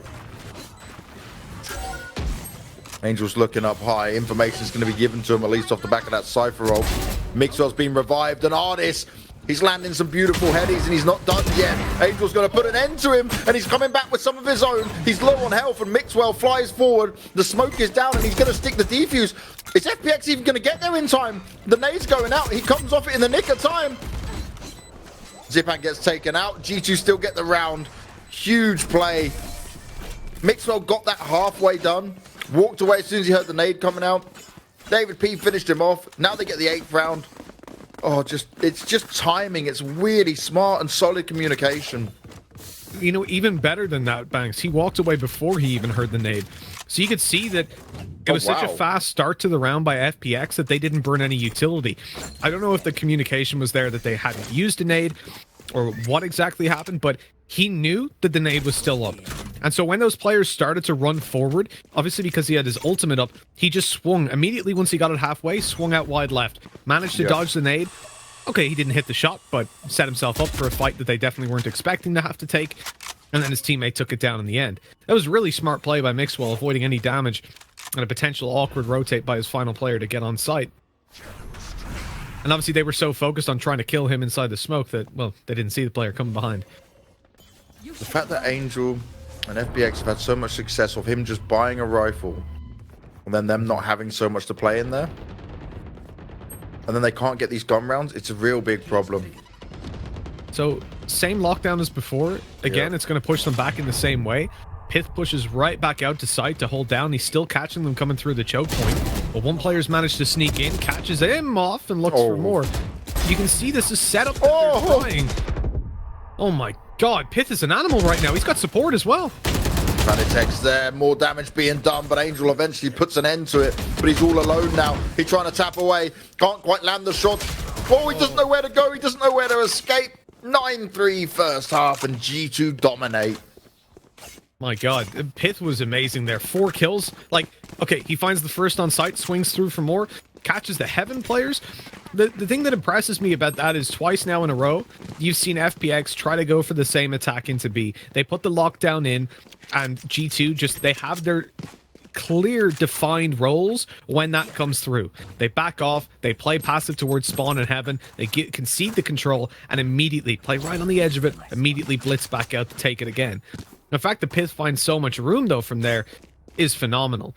I feel like FPX can win around single-handedly with that Killjoy ultimate when those players do go to the back of B site, because you're going to nade them, you're going to nano swarm them, and there's just nothing they can do. But when you play like that, G2, they completely negate it, essentially. What I'm really interested to see here, though, from FPX is how this Killjoy is going to be used on the defensive side. Yeah. Towards A, or at least on this pistol round, we've seen him mix it up before or after the pistol round goes down. We've got a Cypher and a Killjoy. But G2 were very well aware of how FPX played it, right, with what Pith was doing and running away from when the ult was deployed on the attacking side. So it says to me that they might have a good idea how it's played on the defensive side as well. Mixwell and Pith. Only Mixwell falling in the end. Zipan tries to gain one of his own. But it's Zipan all alone in a 1v3 on the pistol. It's not ideal. It's not going to be pretty. Oh. Zipan starts off. Got the nade out as well. Doesn't want to get over aggressive with it though. He knows he might need to hold on to this for a better time. And they're pushing him. I love this. Look at this play. Oh, the turret though. Going to give away some of the information. Zipan still checking all the corners. He's got to be oh so careful. But the spike is out in the open. This should give him the tell. He should have a good understanding of where this might be going down. And here, right, he's got no smokes. He's got nothing to play with. No grenades to fire up high. Oh, they can just play with him for days. Yeah, no hope in that. It's just far too much for him to deal with. 10-3. Pissed around, gone to G2. But FPX, they could be going down 11-3 unless they pull off something special here, Midge. Yeah, say what you will about Killjoy, about defensive compositions with Killjoy and Cypher. You know, it's hard to push against because they have so much utility. Not impossible. And not to the extent that it's going to make it look any better in a 10-3 situation. Like, this setup is for the defensive side. They are favored there, obviously on split in general, but with this composition specifically, more so than you would normally see. But the extent to which this is coming through is just insane. The smoke in upper A right away is trying to tell, oh, Shao, God, get your gun out, man. He was just stood there with his knife in hand. He's thinking they're not going to push that far, surely. Zipan's able to get one at least with a nade, and a Sheriff's shot to land as well. But it's going to need a few more of them because he hasn't been able to pick up a gun just yet. He also needs the backup of his teammates real soon. Shadow just stabbing away at the wall. Nicely done. Zipan's finding huge success here. Great work. Great grenades. He's done all of the work so far. Now his teammates really do need to help him out. They should have been able to grab themselves some weapons. Angel teleports down. Pith playing right off the edge of it. It's all about how they move in from here, from these spots. Zipan again, he's looking for it huge. He's got his ult up and one more to find. The nade's going to go out as well, but it's not going to work out for him. So close yet so far. 4 kills for Zipan, but he won't get the ace. And David P makes it 11. And the record for earliest ult after losing the initial rounds goes to Zipan. The second round, he pulls it out in a 4K as well. That's just insane. So this is the setup that we talked about quite a bit when it comes through to push and killjoy. You see what we mean by there's just so much utility. They've immediately got a bot there that you're not going to be able to see till you run over the edge, and it's already seen you. That activates the sound cue for Shadow to then activate the Nano Swarm. You're going to take double damage because of the bot hitting you, and at that point, you're pretty screwed. Like, whoever pushes there is dead 99% of the time. So you have to commit utility to clearing that. That means raise nades going in. It means shock darts, whatever you've got. What is this guy made Where is this? Zipan is just activated. These last 2 rounds, he's delivered. Angel wants to try get involved as well. And FPX get a much better round on the board. It's massively needed. They keep 3 alive. And G2 don't even get close to a sight on this round. But still, Mitch, it's such a long way for them to go, mate. I'll give you that. No, it most definitely is. But, geez, if Zipan keeps this up, he's just unbelievable. It shouldn't be possible to play as well as he is on a pretty consistent basis. A young star. Waiting. You know, through this tournament, he's not been the highest rated player, but they've just breezed through so many of their games that we've been waiting for a challenge for him, right? Now 1-0 down, G2 with a massive lead on 11-4. This is what we need to see. This is when we need to see it really step up.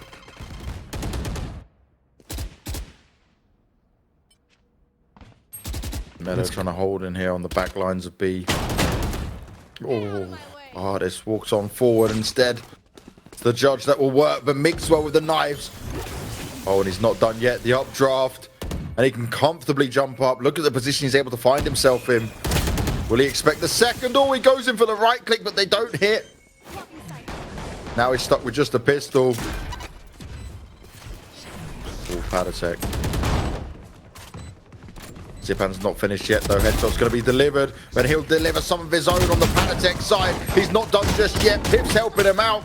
Oh, long range. Now in a 1v1. Pip may not have a weapon, but he's got a camera. It's instantly destroyed. But they're going to walk around each other. Oh, my. Pistol whipped at the very end. Pip comes up clutch. Padatech got up close and personal, and Piff came in to finish it all. 12-4 FPX. It's all on this round. They need to make this work. They need to make this happen. Even with Zipan going in hard the previous 2 rounds, it's not been enough. It's going to be a tough one, Banks. It absolutely is. Yeah, if you're FPX right now, 8 consecutive rounds, sure, this map might be defensive-sided, but even if you give it the statistics for this tournament of 29% of the attacking rounds going their way, you still expect one more from G2 from this point forward. And David P opens onto Zipan, and that paints a pretty bleak picture, Banks. Zipan, the main man, already out of it. They've got a res, but getting that down is going to be difficult because the attackers are all over his position, all over his corpse. You've still got the Killjoy towards the A site. Maybe that can turn it around, but no one's going towards the ramp just yet. It's a turret. Meadow's going to have the information now. He's going to be slowed as well. Shadow in the back of the side. The ult's in play. It does get fired off, but FPX, they're battling back in this one. G2 trying to find their way in. Shadow still tucked away in the corner, and he's delivering. He's holding on. Oh, he's still got that onto David P as well. Mixwell now all alone, though. No chance yet of getting that spike down. 56 health as well. I mean, I don't really know what he can do in this position. Even if he gets the spike down, they're just going to rush him as a team. And the res as well, just to make sure. Really, there's not a whole bunch you can expect from him. The first kill goes his way, but that's where the res comes through. The dash, 25 seconds. He's going to have to run the speed of light. He's going to be caught on mid. He can't get here before the player, but he can't cross at least before Zipan's got an angle. And he's just dropped the spike in the open, a sacrifice to the gods. Throw it out. Don't worry, boys. I'm not going for it. Take it and leave me alone, please. I think they're in a fragile enough position that they probably shouldn't hunt him down. Yeah. Considering they committed the revive as well, right? Just to get the extra weapons in, give them that chance, make sure they didn't lose this round in any crazy way. It's been a huge team performance here from G2 this time around, though, right? Everyone's pulling their weight. They are indeed. Yeah, just look at that scoreboard for G2. It's so tight-knit. Patatek, the top fragger of the previous map, hasn't really had a lot to say about this one, but he's been first in. Yeah, entry fragging on split as an omen. It's never ideal, is it? No, you're not going to have a good time. I wouldn't want his position, that's for sure. Shao going out with the aggressive slow once again. I almost feel like this wall sometimes is just overcommitted very early. Yeah, well, look, that was put down at the start of the round. It's that's extremely early. Usually you wait for some pressure, right? Zipan, what can he do from here? First one, looking for more. Gonna commit the utility to it. Got the ult out as well. Oh, and he isn't able to land it. It just doesn't quite connect. Look at the HP he lost on those peaks as well. He's down to 40 HP just from throwing the nade out and going for the ult. He almost died to it. And the revive from G2, they're looking to claim this round. Shao out on the side with the judge, though. We've seen incredible judge plays from this young man. Can he do it now when his team need it? Oh, yes, he can. Shao's lining them up, and he's putting them down. He heals himself up, and he still gets another kill. Shao is the Shao stopper with the judge, and it's an ace. What a play from this young man, keeping his team alive in the game. Gonna have to wipe some sweat off my brow on that one. That was unbelievable. Shao. We called him the Shao stopper. We didn't see that much from him. And here we go. Now he's on form. Now he's ready to play. Oh, interesting. Gonna completely block off the site now with the nano swarms. I think this is it's interesting to see the different setups that you'll have in play for the Killjoy. I think when you're up against the Jet, you have to really rethink where you're positioning those, because a lot of the time they're just going to be dashing forward, similar to destroying tripwires, right? They just go right past them so that your utility doesn't really have any impact. And at that point, all you're doing is separating them from their team. Now, obviously, that's important as well if you can manage to split them up, but when it's mixed well, it doesn't always help you out that much.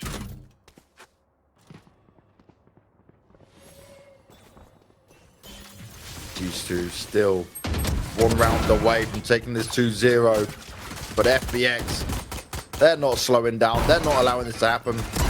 They're not going down without a fight either. So much committed from Zipper, and then he still walks away with Mixwell from the grave. Spent the extra credits to buy up martyrdom on that one. He had blast packs, nades, everything thrown at the guy. Have everything. A chance. Yeah, take it all. Just pulls his utility belt off. Here, take it. Imagine that was a thing on a raise, right? You can just drop all of it in one go. Just swing the whole before you belt. die, just go, woohoo! That would be a little bit overpowered. Look at Patatek. He's just stalking his prey, but with the ghost, he doesn't want to go for the wall banks, right? Yeah. You're going to lose that fight. Just calming to his teammate instead, exactly where he is, so they can swing. And Angel sat there like, he's just pre-firing me. He's cheating. What is this? Oh, nice from Patatek there. Oh, he even lands the headshot, but it was a tough thing for him to ask to do. Oh, yeah. Big ask. Not one you can really expect a delivery on. 12-7, man. 5 rounds in a row? This is much more doable for FPX. Like, the reality is, though, you're still looking at a situation where G2 can conserve these ultimates. They can wait a little while. Mixwell's probably going to ult in this round, but the rest of the team can hold on to them. You can get Showstopper and Rez out in the same round. They're 4 out of 7 on each. I mean, fragging about as well, so it could spiral for sure. And I think FPX have to kind of play chess on this one. They're going to play like a real-time strategy game. How do we commit those ultimates? Do you throw them all in at once? No, you gotta conserve them. Yeah. How many ults can we not use to try and win a round? That's what it's going to be all about. Yeah. Now FPX can hear what's going on. Oh, Mixwell, beautiful stuff with the knives. Starts off strong, but Meadows looking for the lockdown. He's working from side to side. He got away with 3 kills before he got put to bed. Now it's into the 2v2. It's certainly possible for FPX, and Shao's making it so. seen the spike. They know it's down. They don't need to worry at this point. And with the spike down where it... Oh, now they know where David P is anyway, so never mind what they thought. Now they know. He's gonna... Oh, no, they're not checking him! This could be a huge mistake, Banks! He sees them both! What a way to lose! He runs out of ammo! Oh my god! That was thought that was it. I thought that was it. FPX by the skin of your teeth. If you guys could see Mitch's face cam now, his hands are in his head. That was so close. Can you... Oh, man. Imagine being David P in that one. I don't think he didn't do anything wrong. The position was so good. He relocated just under their nose. And then... one bullet, 2 bullets more. And he's good to go.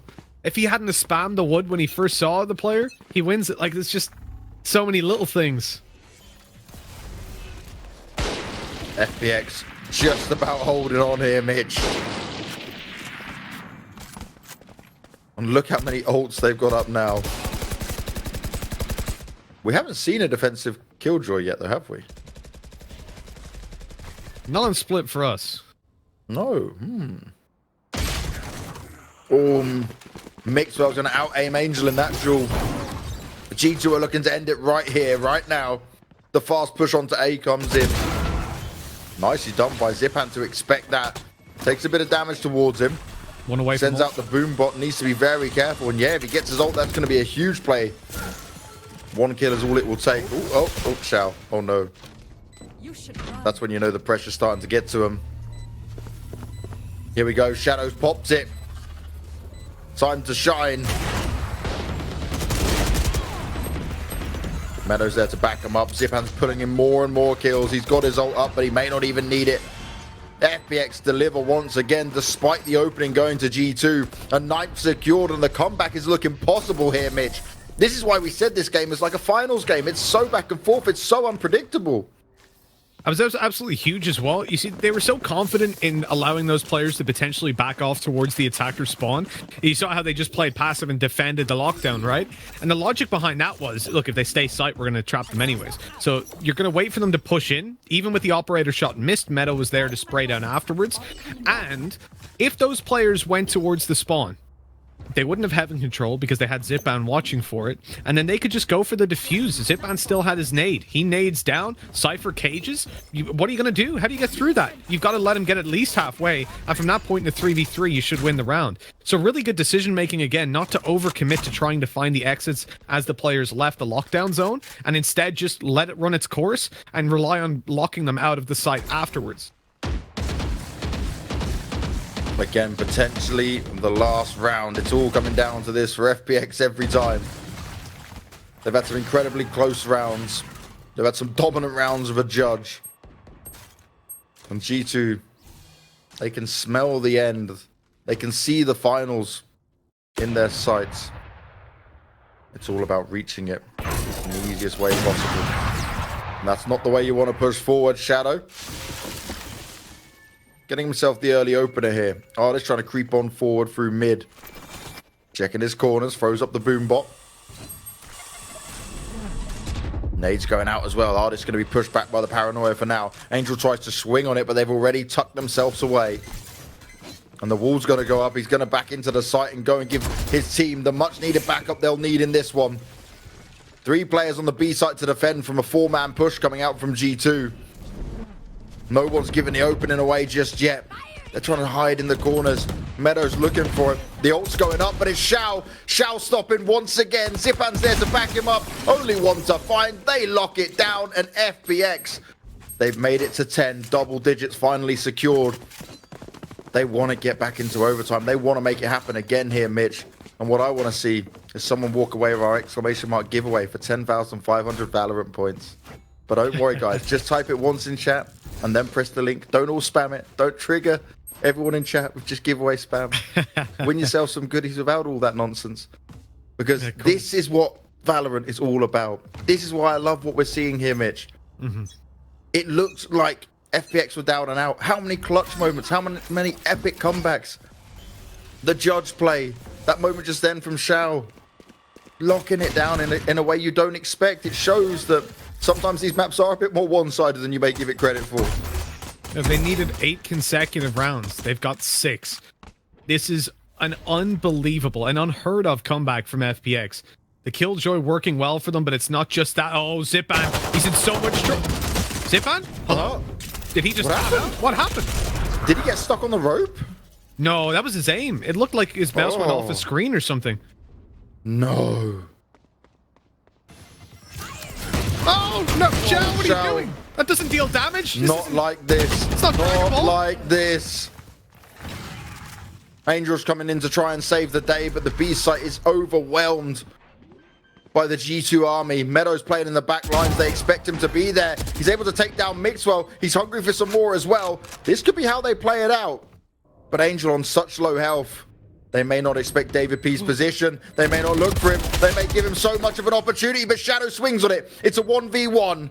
Shadow to come in and save the day, but Panatic delivers the headshot. And you gotta say, Mitch, G2 0 FPX. But what happened there to Zipan? What was that moment? That's so unlucky for him. I've got no idea. The timing on that was some of the worst I've ever seen. I don't know if he hit his Windows button, alt-tabbed. Something happened. I mean, that was not normal. Like, man. I feel bad. I feel so bad from just watching that. You're like, you can see as you said, he was like moving the mouse a little bit. You could see it was trying to. You can see because he sat there and then he just kind of like flicked like, whoa, where am I? Like, oh, that hurts. That hurts for him, really. But what a way to go out. Either way, so well played by G2 the whole way through. They managed to take it in the end. And you got to say, like, I've never seen anyone try the Kamehameha on that one. It was really interesting. Xiao running up and just take the freeze. Forward.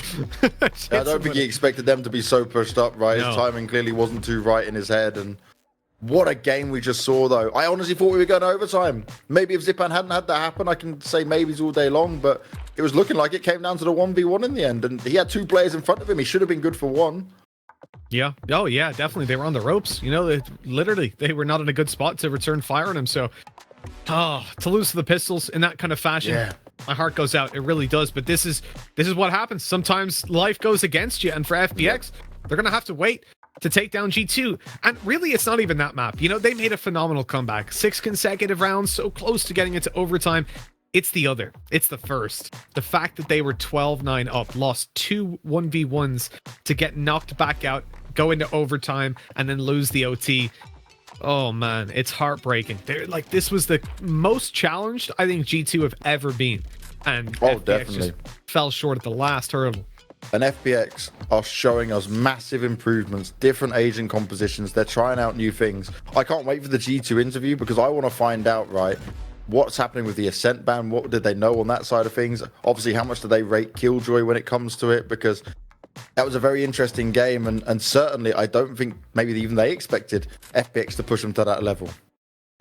I don't reckon so. I mean, we said it coming in, right, that FPX have been solidly getting better time on time. And this is an opponent that you cannot underestimate. And they've earned their spot within that top 3 bracket of EU, definitely. I want to see more from them over time because I think this is someone that can, or a team that can challenge at the top. And hey, give them another month. Let's see where they're at.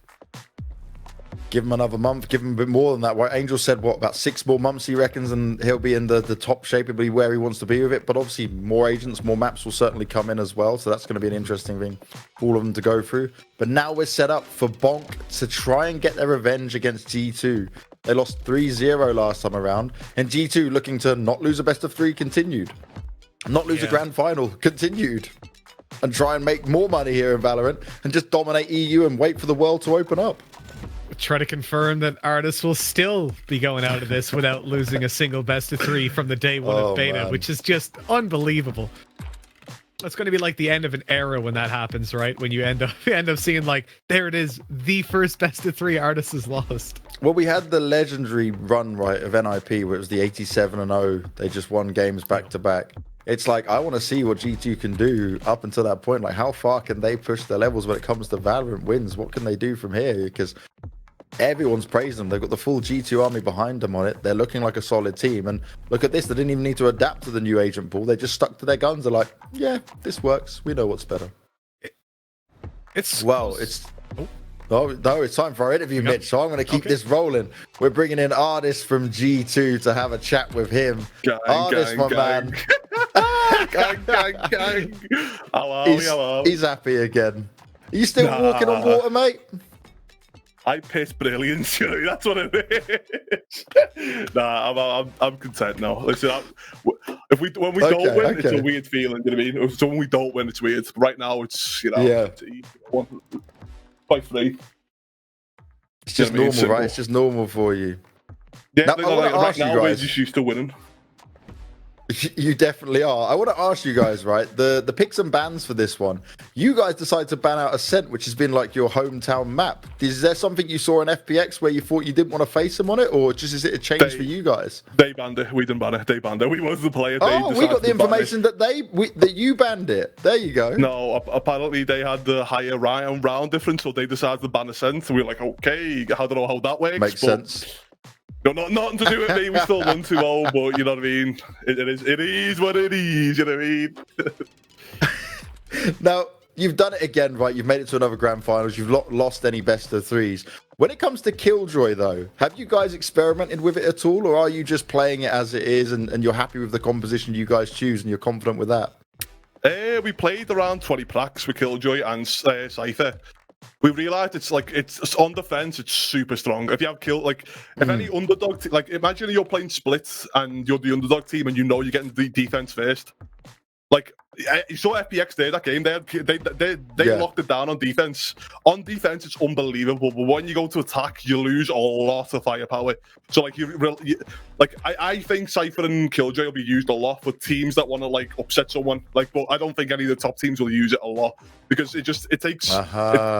It makes you get rid of other top good agents like Jet, Sage, Sova, all the good agents you need to for infos or for info for heal, whatever it is. You get rid of them, and you just get more defensive solidity. But attack wise, it's woeful. It's probably but I can see it being used in best of ones where you're starting defense. So imagine if you're starting defense in a best of one on split. I'm rocking a Killjoy and a Cypher defense instantly. I think that's how teams will use it from now on. Okay, so it's more situational like that. Now, you're going into the grand finals. You're going to be facing off against Bonk. Were you surprised to see Bonk get all the way here, or how do you rate these guys as a team? They're fucking shit. If we lose to them, I'm disbanding. Listen, I'm going to be honest. Yassine's the only good player, and he loses twice as many rounds as he wins for that team, and that's simple as. If we lose to them, I'm going to be disappointed. Simple as. There's no other way to put it. We've got the blacklist as well on our plaques. I just want to point that out as well, you know what I mean? Yeah. Wow. Big words, artist, big words. Now, I'm going to ask you this now because I'm not sure who I'll get to interview when it comes to grand finals. And I want to know, we're talking about this. We've had some banter thrown our ways about our EU bias here, but you guys must just be bored now and waiting to get to events where you can face off against the other teams. What do you think of some of the American teams and orgs out there? How do you think they'll match up versus you guys? Listen. How they'll match up is they'll lose, but overall, the NA scene is better than the EU scene overall. So it's more competitive, There's more. What's the word? There's more competition. Basically, there's more teams that can possibly win the event. But at the end of the day, if any of them teams play against us, say it's FPX, they will get farmed. It's simple as. You look at FPX's lineup. I don't see we have the better top teams, but their scene is better. If that makes sense. I'm with you. So they've got a bigger talent pool. Yeah. They've got half the CS scenes quit and went over to Valorant. So the problem I have though, it's all spread out. The talent is all spread out over NA. Right now, we have a super team in G2 and basically a super team in FPX. It's like Sinatra and I don't know, fucking name another a superstar. It's like Sinatra and Tens joining TSM, for two random players on the team. That was then a super team, then they're gonna farm every event. But in NA, it hasn't happened yet for whatever reason. But maybe it might happen in the future. But for now, it's that's the way it is. I'm really excited to see it. But you obviously rate FPX quite highly then in the team. Do you think there's going to be a point where they might actually be able to challenge you a bit further? Because it got real close here, especially on the first map, man. No, FPX are an unbelievable team. I think we should have played them in the final, but obviously the seedings it's a random seed, so I'm not gonna argue with it. But I think that should have been the final game. But they are hands down one of the best teams in Europe right now. I think they're not close second, but they're definitely a solid second place. I don't think I don't think Liquid are close to them. I don't think Nip or anyone else is even like close to that. Like if Bong played FPX now, FPX would destroy them. Like the FPX are drilled, they have good talent, they have the good IGL, like they have like a good overall like package basically. So they're just not good enough. I'm looking forward to the. Well, I'm going to look forward to the day when they can challenge you a bit more. It certainly got close. My last question for you, Artist. Give me a prediction, because I know you're going to say 2-0 for this final. 2-0. But what scorelines we're going to see? Might get close, but like I don't know. I'll be 2-0 at the end of the day. That's all that matters. Is because some teams play like a little cuckoo style of play where they do stuff that because they know that they're underdogs, so they do stuff that will try and catch you off guard. You know what I mean? So I expect them to do some crazy shit that we've never seen before. But who knows? Who knows? Well, let's see how it goes. Artist, thank you very much for your time. I'm going to let you get ready for the grand final, my brother. It's always a good time to talk to you. You always got me laughing here. Gang. We'll see you in the finals. Gang. Peace out. Mitch, you just sat there. I can see your camera while I'm doing the interview. I just look over at Mitch just laughing and buckling. Oh, dear. Man, I love interviews with artists. Do you know what? We need to like make him stop so I can translate for everyone in chat exactly what he's saying. Because when he really gets scoused, like I can understand it. I get it. But like I know there's some people in chat going, what did he just say? Probably for the best, let's be honest. Mate, it's very interesting what he says about the Americans, though, right? The fact that he made this right. G2 made a super team, right? They took Artist out of the Fish lineup. They put him in alongside all the other talent in there. And then when it comes to the Americans, it is super competitive because they have all these stretched out different CSGO talent. But the point I loved he touched on, and I didn't even think about this myself, was the top level of CS in NA, loads of them dropped compared to EU, where a lot of EU, they came in and they're still sticking with CS, right? It's more the tier 2, tier 3, the further lower down ones that have dropped off. So it's quite an interesting one, but G2 seems so confident. Artist definitely so confident that it doesn't matter who they go up against, they're just going to wreck face. And I can't disagree with it right now, to be honest. Yeah, it's really hard to disagree with, isn't it? And I think the problem is it's like the French scene in Counter-Strike as well. Like they've had a great scene, they've got lots of talent, but there's problems behind the scenes that have been there for a long time. Yeah. Maybe they can overcome that in Valorant. Who knows? But I don't know if we'll see the American super team that can challenge at the top level. I want to know if he's given them an idea for that, right? So we're going to see like 3 American teams disband because Artist has said it and someone's going to form a super team. We'll have to wait and see. Maybe. We're not going to give away any spoilers. It might be something that happens. But for one last time, guys, we're going to a break before the grand finals. It's G2 to take on Bonk. Type !